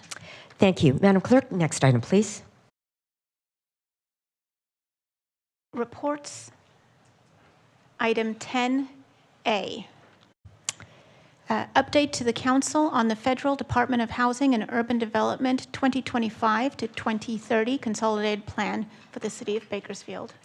Thank you. Before we begin, please note that if you're here to speak on reports items 10A, the City Clerk will call for public statements after staff's presentation. Each speaker will be limited to a 2-minute time limit. There will be a 20-minute time limit per report item. Assistant City Manager Helen? Thank you, Mayor. We have Director Byers here to share with us the presentation. Welcome. Please go ahead. Thank you, Mayor and City Council members. The item before you today is an update on our consolidated plan process, an analysis to impediments to fair housing choice, and the citizen participation plan. I'm going to be going through what is our consolidated plan and also a couple of these other items for our timelines under the requirements established by HUD.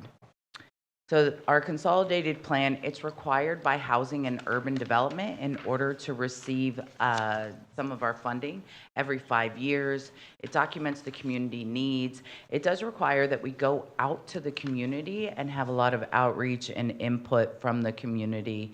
And so it identifies the strategy, There are certain topics that we have to identify specifically, and that's housing and homelessness, economic development, public facilities, and infrastructure and public services.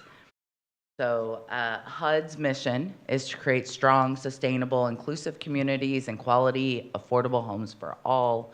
We are an entitlement city because we have a population greater than 50,000, which means we are entitled to receive CDBG funding annually. The funding sources that we have specifically, we have our Community Development Block Grant, which we refer to as CDBG, Home Investment Partnership Program, which actually City Council took action on some home funding in the previous public hearing. We have Emergency Solutions Grant, and then we have the Housing Opportunities for People with AIDS called HOPWA.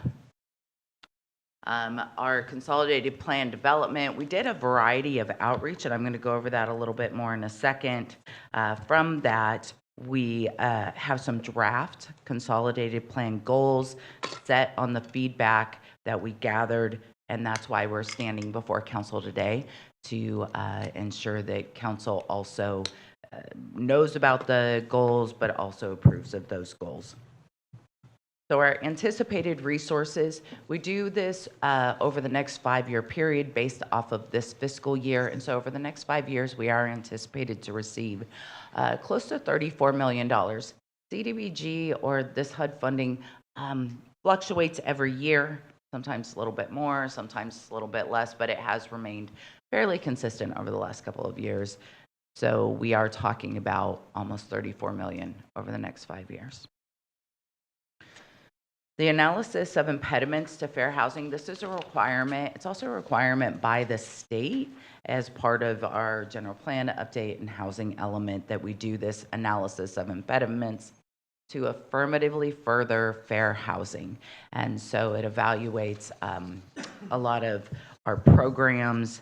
It evaluates how our local residents are receiving housing, and just making sure that landlords aren't utilizing prejudicial policies. And so it provides steps to remove or lower the barriers to fair housing choice. And so that was one of the things we worked on in this process, is this analysis of impediments. So what does the community engagement process? It was pretty robust. We had 3 community workshops. I do have staff attending tonight. Nina Carter, she leads our community development program. We also have Adriana and Daniel, and they were present at several community workshops. We had 2 in person, 1 online. They met with our partner organizations. There were one-on-one meetings with key stakeholders. We presented at meetings. We did have surveys, both online and paper, in English and Spanish. And here we are tonight with the informational presentation to City Council, which is one of the requirements. We are within the 30-day public comment period, and we'll be bringing back an item in May. So we developed a consolidated plan website that is located on the City of Bakersfield Economic Development. We had a press release. We worked with our marketing team, had some social media. We emailed information. Like I said, we provided those surveys in paper and online, and then had some news and radio interviews. We worked with 39 community partners from 17 organizations. We met with 37 different residences. We also had in our survey, we did receive almost 500 responses, which is kind of sad when you think, oh, we have 412,000, but that was a great number. I think our goal was 250 responses, and so we were able to double that through all of our engagement. So some of the questions we asked, and these are the results of those surveys, what are the areas of need that people wanted to see these $34 million of funding go towards? And so 78% did respond with affordable housing. And when we talk about affordable housing, we're not just talking about low-income housing. Affordable housing is making sure that our residents aren't cost burden. Cost burden is what's considered when our residents are paying more than 30% of their income towards their housing. And so this was an area of need most identified. 65% wanted to ensure that we continue to have services to the homeless community, economic development, job creation, and that's going to come up again in just a second. Our public services, 47%, community facilities, making sure that we have facilities that our residents can utilize.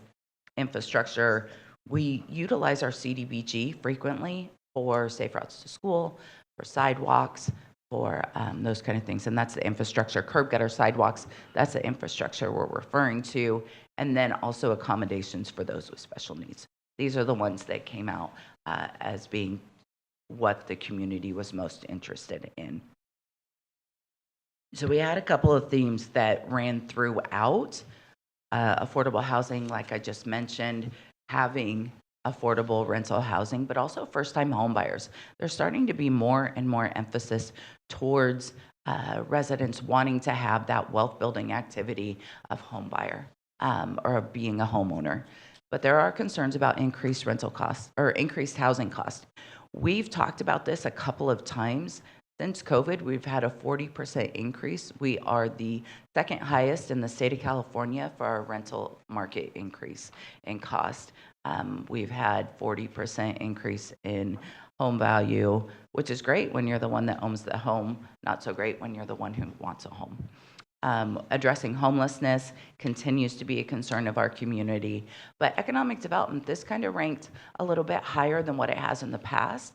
Having job training, living wage, we've found that our living wage isn't increasing at the same rate that our housing is increasing, and so that has become an area of concern for our community. We changed our proposed goals, and I don't know if it can really show up here. Hopefully it shows up better in your printed copy, to include in our affordable housing more homeownership opportunities, prevent and reduce homelessness. It was a pretty statement, 2020 to 2025, but we want to make sure that we're increasing our support related to mental and behavioral health. There's lots of conversations. Prop 1 was passed.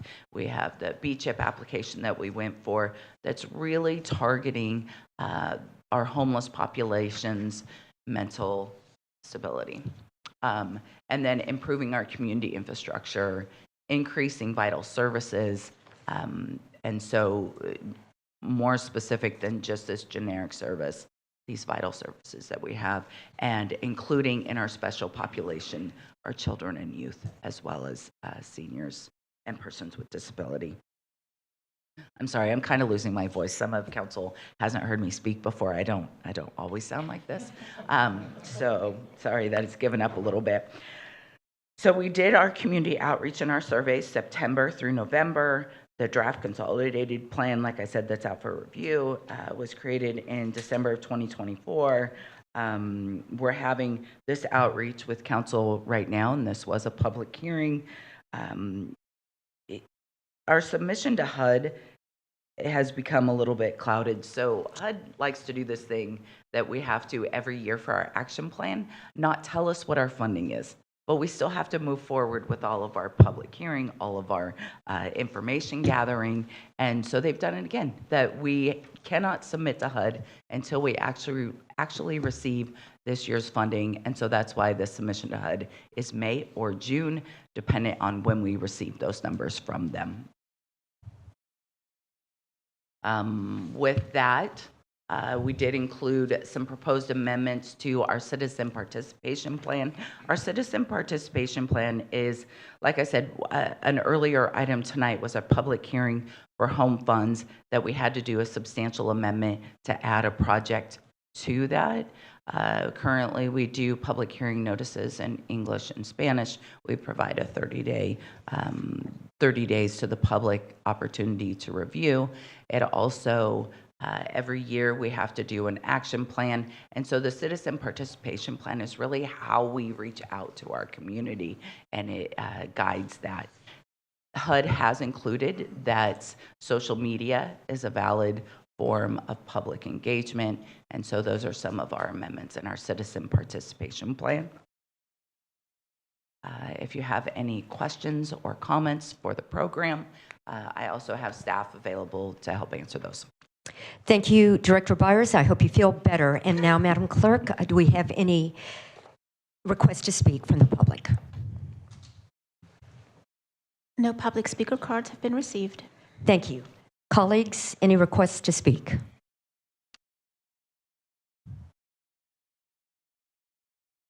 I don't see any yet. Councilmember Coleman. Thank you, Mayor. Thank you for doing this hard work. I really appreciate it. And this might be a broader question for you and for maybe the city manager's office. What can we do to get more community engagement? I mean, you're basing this on, right around 1% of the population, and in ordinary statistical analysis, that would be too small a sample group to make any conclusions from. But we're kind of forced to draw these conclusions based on this small sample size. So what can we do as a council and as a community to get more engagement? I think we find that question across the board. Director Burns right now is doing a general plan amendment or a general plan update, which guides the development of the city for the next 30 years. And we continue to have very small community engagement. I don't know, Mr. Hallen, if you have some comments. I can address a couple of things that we're trying to do. I think the ability to reach people where they are, meaning everybody's on social media, right? 90%, 95% of people have some sort of social media touch. So if we can get people to respond to an online survey through social media, that's part of that additional outreach. I will say the past place I worked at, the size of the population there was 2 million people, and we had 200 people that responded. So even smaller sample size that we were making decisions on our HUD funding with that same outreach. So the fact that we're getting a little bit larger participation on this effort is a good thing. I think the other part of what we struggle with is we're competing with a lot of different things right now in terms of people are not interested in telling us how we should spend our homelessness dollars or our ESG dollars or our housing dollars. And so it is trying to get maybe more education out there of we want to hear from you, we need to hear from you, which we continue to do. We continue to get education messages out. We've got our podcast, we've got other ways that we can transmit and get information out to let people know. I think Director Burns can also share some insights that he's had during the general plan process and the housing element process of we tried the all of the above method in terms of trying to get more engagement, but the response of close to 500 responses on the size of city, I think is pretty typical. Director Burns, do you wish to comment? I think through our outreach with the general plan housing element, we were seeing sample sets of like 100, 200. So actually 500 is actually a pretty successful outreach compared to what we've done with others. And I can say our team from Rincon, Cassandra Gale, she's finished her PhD in basically in outreach, was her thesis there. So we have someone that's very versed in it, and that's type sample set. So I think what Ms. Byers' group has done is actually quite great. Thank you. We will take that compliment. Let me ask you a further question about the responses you did get. Have you developed any analysis of the responses themselves? Like, I'm not trying to ask for names, but any socio-demographic information that you have on the people that did respond, did engage? We do. It was about 20 questions. We asked age, we asked zip code, we asked just trying to identify like where are we receiving the majority of comments. I think that's important because if you have engagement, it's typically the people who care about what it is that you're talking about. And so by targeting or by finding out what zip codes people lived in, we're really able to see who cared the most. I believe it was 93306 was first or second, and so the east side of the community did respond more than the west side, and so from that you try to determine, do we need to be doing more engagement in other areas? Those are the type of things that we evaluate. We didn't ask salaries, or we didn't ask income levels. Okay. Thank you. I have no further questions, Mayor. Thank you. Thank you, Councilmember Coleman. So from the city of Bakersfield, to everyone who's listening online and to all of your friends, we invite you to give your input. We invite you to engage with us. We want to hear from you as together we shape our future. Councilmember Smith. Thank you, Mayor. I just wanted to comment on the affordable housing being the top item, as always, and there are things that we can do about that and things that the developer community can do about it. And as we've stated, you know, we want to streamline permits. We want to not have any more regulation or fees than necessary, and, you know, help make it easier to have smaller lots. And I think, as we talked about last week, was about the down payment assistance. Also encourage the development community to build smaller, more affordable housing. It was mentioned tonight that we've lost first-time home buyer, and you know, there's multiple reasons for that, but one of the reasons is we just build bigger houses. And so, you know, smaller houses on smaller lots and more affordable can serve more of the community. Thank you. Thank you, Councilmember Smith. Councilmember Gonzalez. Thank you so much for the presentation. Great job. I just wanted to echo a couple of comments from my colleagues real quick. Number one, yes, Councilmember Smith is correct. You know, affordable housing was identified as the #1 issue, and I keep saying it over and over again. We need to continue to induce more affordable housing development from City Hall and build more housing much more cheaply, much more quickly, and much higher quality for all residents. And so I'm going to continue to press that along with my colleagues. And to Councilmember Coleman's question about outreach, it's an interesting question because it actually came up when we discussed some of our outreach strategies related to the housing element, I believe. And one of the things that I've observed from the city is that we're all doing wonderful things, and there are all these departments that are reaching out to the community for various different things. In fact, within the last year, we had outreach efforts related to the ATP, the housing element, the Parks Master Plan, now this plan. I mean, there's a lot of requests for feedback out there. I think that there's a need for some better coordination among departments so that we can communicate clearly, that we're not, spreading ourselves way too thin, but actually, being able to work together so that we can more effectively receive feedback that's actually quality feedback.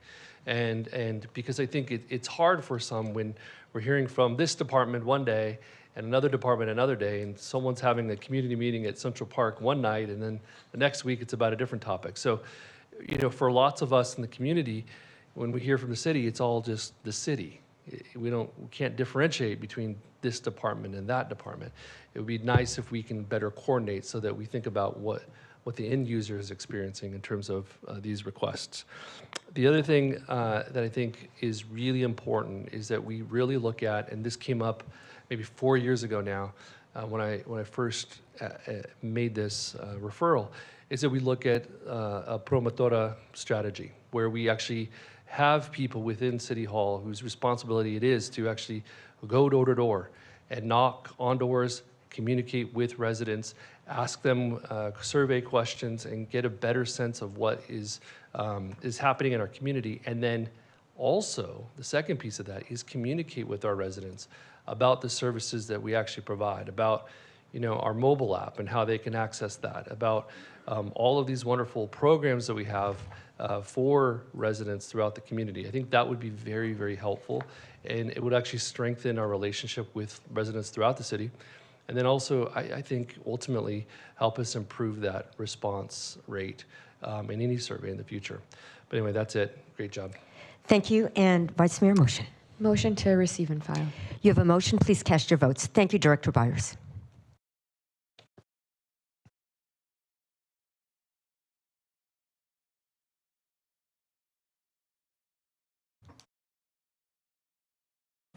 Motion was approved with Councilmember Weir absent.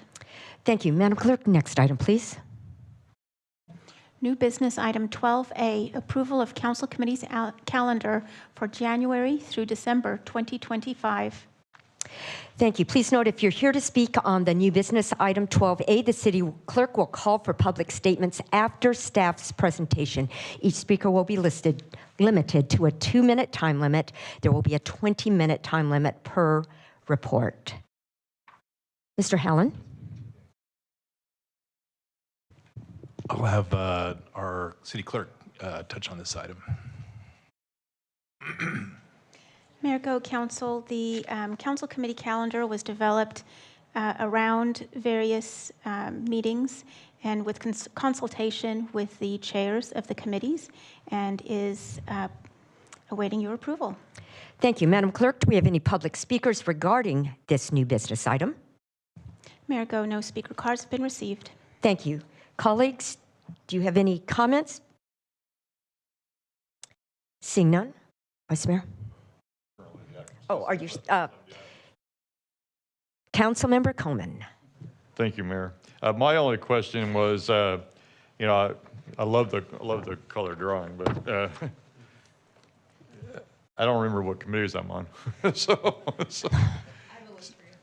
okay, but I asked for it last time, and then we weren't given that because. We can get a calendar just for you on what your committees are. Okay. Yeah. Thank you very much. I appreciate that. That was my only question. Thank you, Mayor. Thank you, Councilmember. Vice Mayor. Motion to approve the calendar for our committees. You have a motion. Please cast your votes.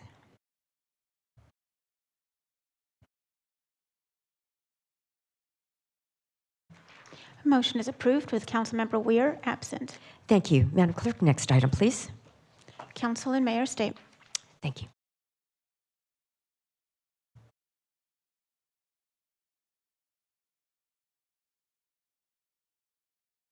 Councilmember Bashir Tosh.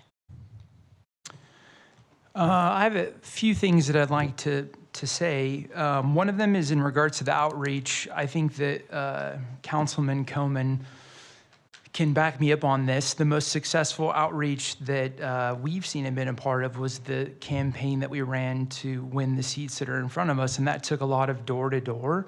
And it also, I mean, I had multiple events where 10 people would show up, 15 people would show up, even with free breakfast burritos offered and such. But I got the rawest information and really got to know my constituents and the constituents of our city by knocking on their door. I think that, I mean, that was over 10,000 people. And that was just for me to get elected. So I think when it comes to making huge decisions that impact our city, we're never going to get the results. 500 people, even though that's a decent amount, is not a good amount to base multi-million-dollar decisions on for our constituents. I think they deserve better than that.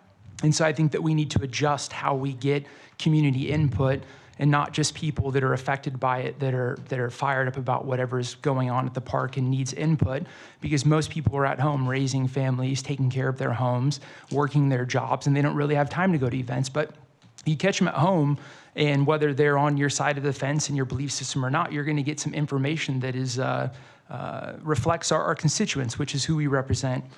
And then the second thing that I'd like to just kind of, it's more of a pondering point that was a big basis for me running for city council. And that gets tied into like even the fire safety and pedestrian safety and walkability. And like, I agree with all of that. And I have a bike and my kids have bikes, and fire is important. And our fire department having the resources they need to protect us is important. But both of those things, half the problems that stem surrounding those things are a result of a lack of strong public safety. When we approved the measure to increase our tax, it was worded to the constituents that it would be an increase in our police department so that we would feel that public safety actually impacting our lives, which hasn't been felt. The groups of 50 bicycle riders that go down the street with no helmets on that turn into some type of, that should be something that gets held accountable. Helmets would mitigate a lot of the injuries and deaths that happen, and most people don't wear helmets anymore. Or the drivers that speed around and close intersections and spin donuts. I mean, all of those things are directly affected by public safety, which would improve walkability and bikeability and all of that stuff. But we have to hold people that break the law accountable for that kind of stuff. Fires, half the fires in our city have been done by transients. My business has been set on fire. I've reported multiple fires, vacant buildings, property owners that just let their buildings go to just nothing, not being held accountable. And so all of these issues stem from a lack of felt presence in public safety. If we want a community that's going to be pro-business, where business owners like myself and other people on the council want to create businesses and grow and provide jobs that pay for people to get into houses, business owners have to feel like their assets are going to be protected. Their staff is going to be protected. The shopping center is going to be protected. Again, that's public safety. And I think that half the stuff that we make decisions on and have issues with stems from public safety and people being able to feel like they're safe enough to go out. People feel like they're safe enough to develop, to grow their staff. So that's enough of my soapbox. But I would like for everybody to think about that. When you think about the issue that comes before us, what's it stem from? I don't want a bigger dustpan to clean up the mess in front of us. We need to hold people accountable so that we don't have a mess to sweep up in the first place. And that starts with, public safety over and over and over again, and making sure what people voted that very, very slim marginally passed is being done for what the constituents were led to believe. Not just throwing money at random things. There's got to be some accountability, and I believe it starts with us making good decisions. Again, I'm not saying that, I don't like any of the things that were set before us, but if we dial it back and we take it to a granular level, I think that a lot of it stems from a stronger presence in public safety, would fix a lot of these issues, and would also keep us, being financially responsible with taxpayer money. Whether it's a grant or local, it was all built up via taxpayers, and that's important. So that's all I have. Thank you, Councilmember Bashir-Tosh. Councilmember Arias. Thank you, Mayor. Before I highlight a piece of legislation that I want us to take a look at, I just want to respond to Councilmember Bashir-Tosh's comments.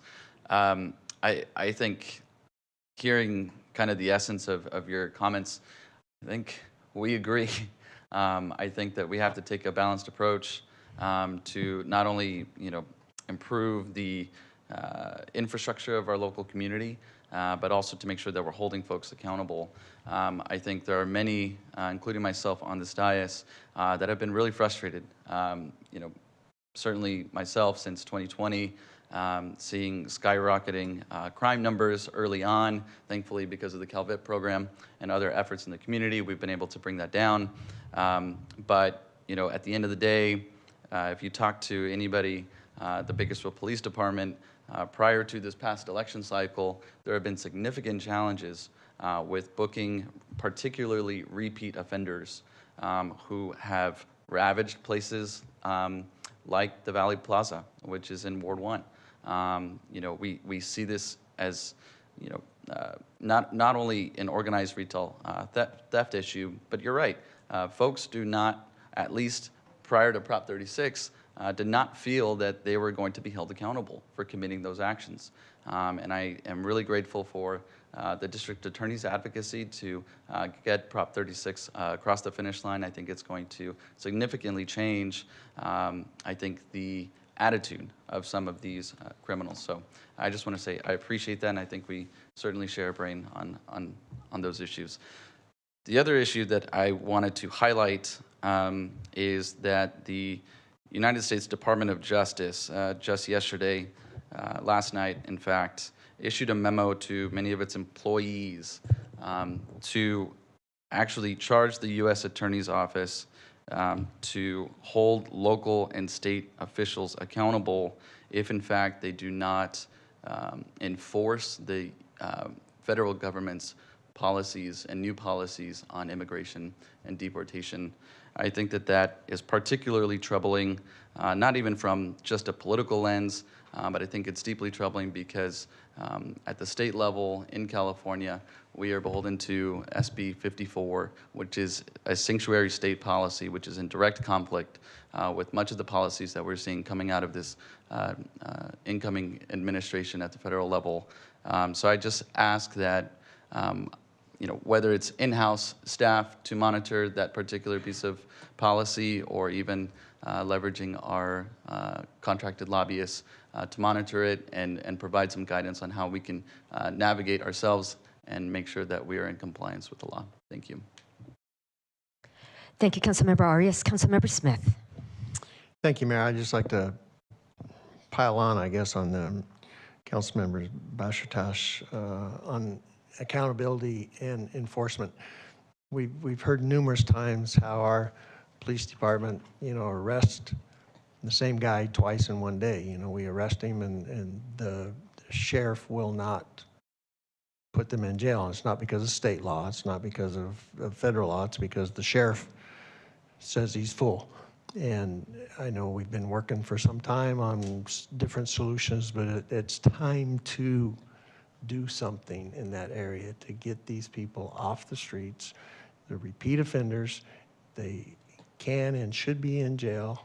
Our police department does a good job. They arrest them, and they need some time out. Thank you. Thank you, Councilmember Smith. Vice Mayor.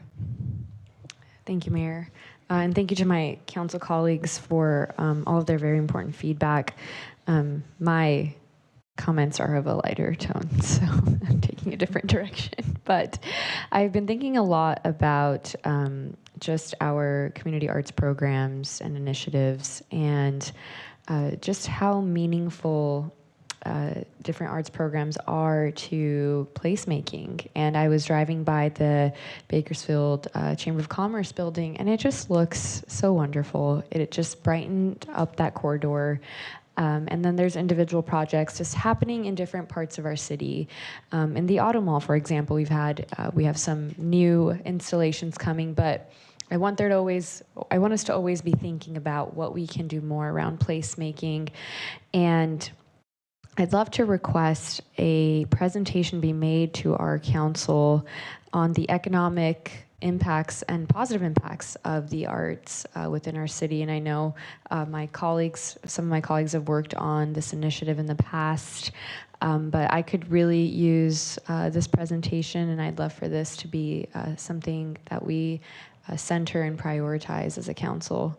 But all good things, so thank you. Thank you. The arts give wings to the soul, flight to the imagination, and life to everything else. Thank you, Councilmember and Vice Mayor. And next, Councilmember Gonzalez. Thank you, Mayor. Councilmember Bashirtash made some really excellent points about public safety and how a lot of these issues that we discussed really are rooted in public safety. And it's something that many of us have felt strongly about, as Councilmember Arias mentioned, for quite some time. One of the reasons why I led the charge for Measure N was to enhance our public safety within the city, because we were declining. We saw fewer and fewer officers per capita, and we were unable to respond to the requests, and we saw police response times rising and no real resource in order to get to those needs. And so to date, I'm really excited because when in 2018 we had 389 sworn officers. To date, we have 480 sworn officers. That includes the current academy. But because of Measure N, we've been able to actually host or hold 2 academies per year, every single year. We've actually hired over 350 police officers. Of course, we've lost officers because they've retired, they move away, they change professions. There's a lot of reasons why we lose officers. We can't necessarily control that. But We can control the aggressive recruitment effort and the academies and the concerted effort to get that net gain up. But we are very close to getting to that net gain of 100 police officers, and I'm excited about that. I'm sure that we will get that done within the next year or so. Again, we can't control for people leaving the department, but I want to say another, good job to our human resources department, the police department, and so many other folks at City Hall who are working steadfast on this particular initiative and have not lost sight of that goal. But thank you so much for your comments. I think it's well said, and I'm looking forward to our continued conversation as we address those needs. Thank you. Thank you, Councilmember Gonzalez.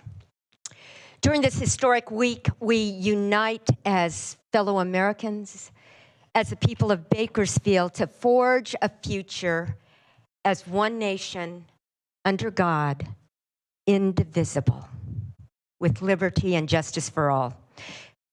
We are so blessed to live in this great country where we can share different perspectives.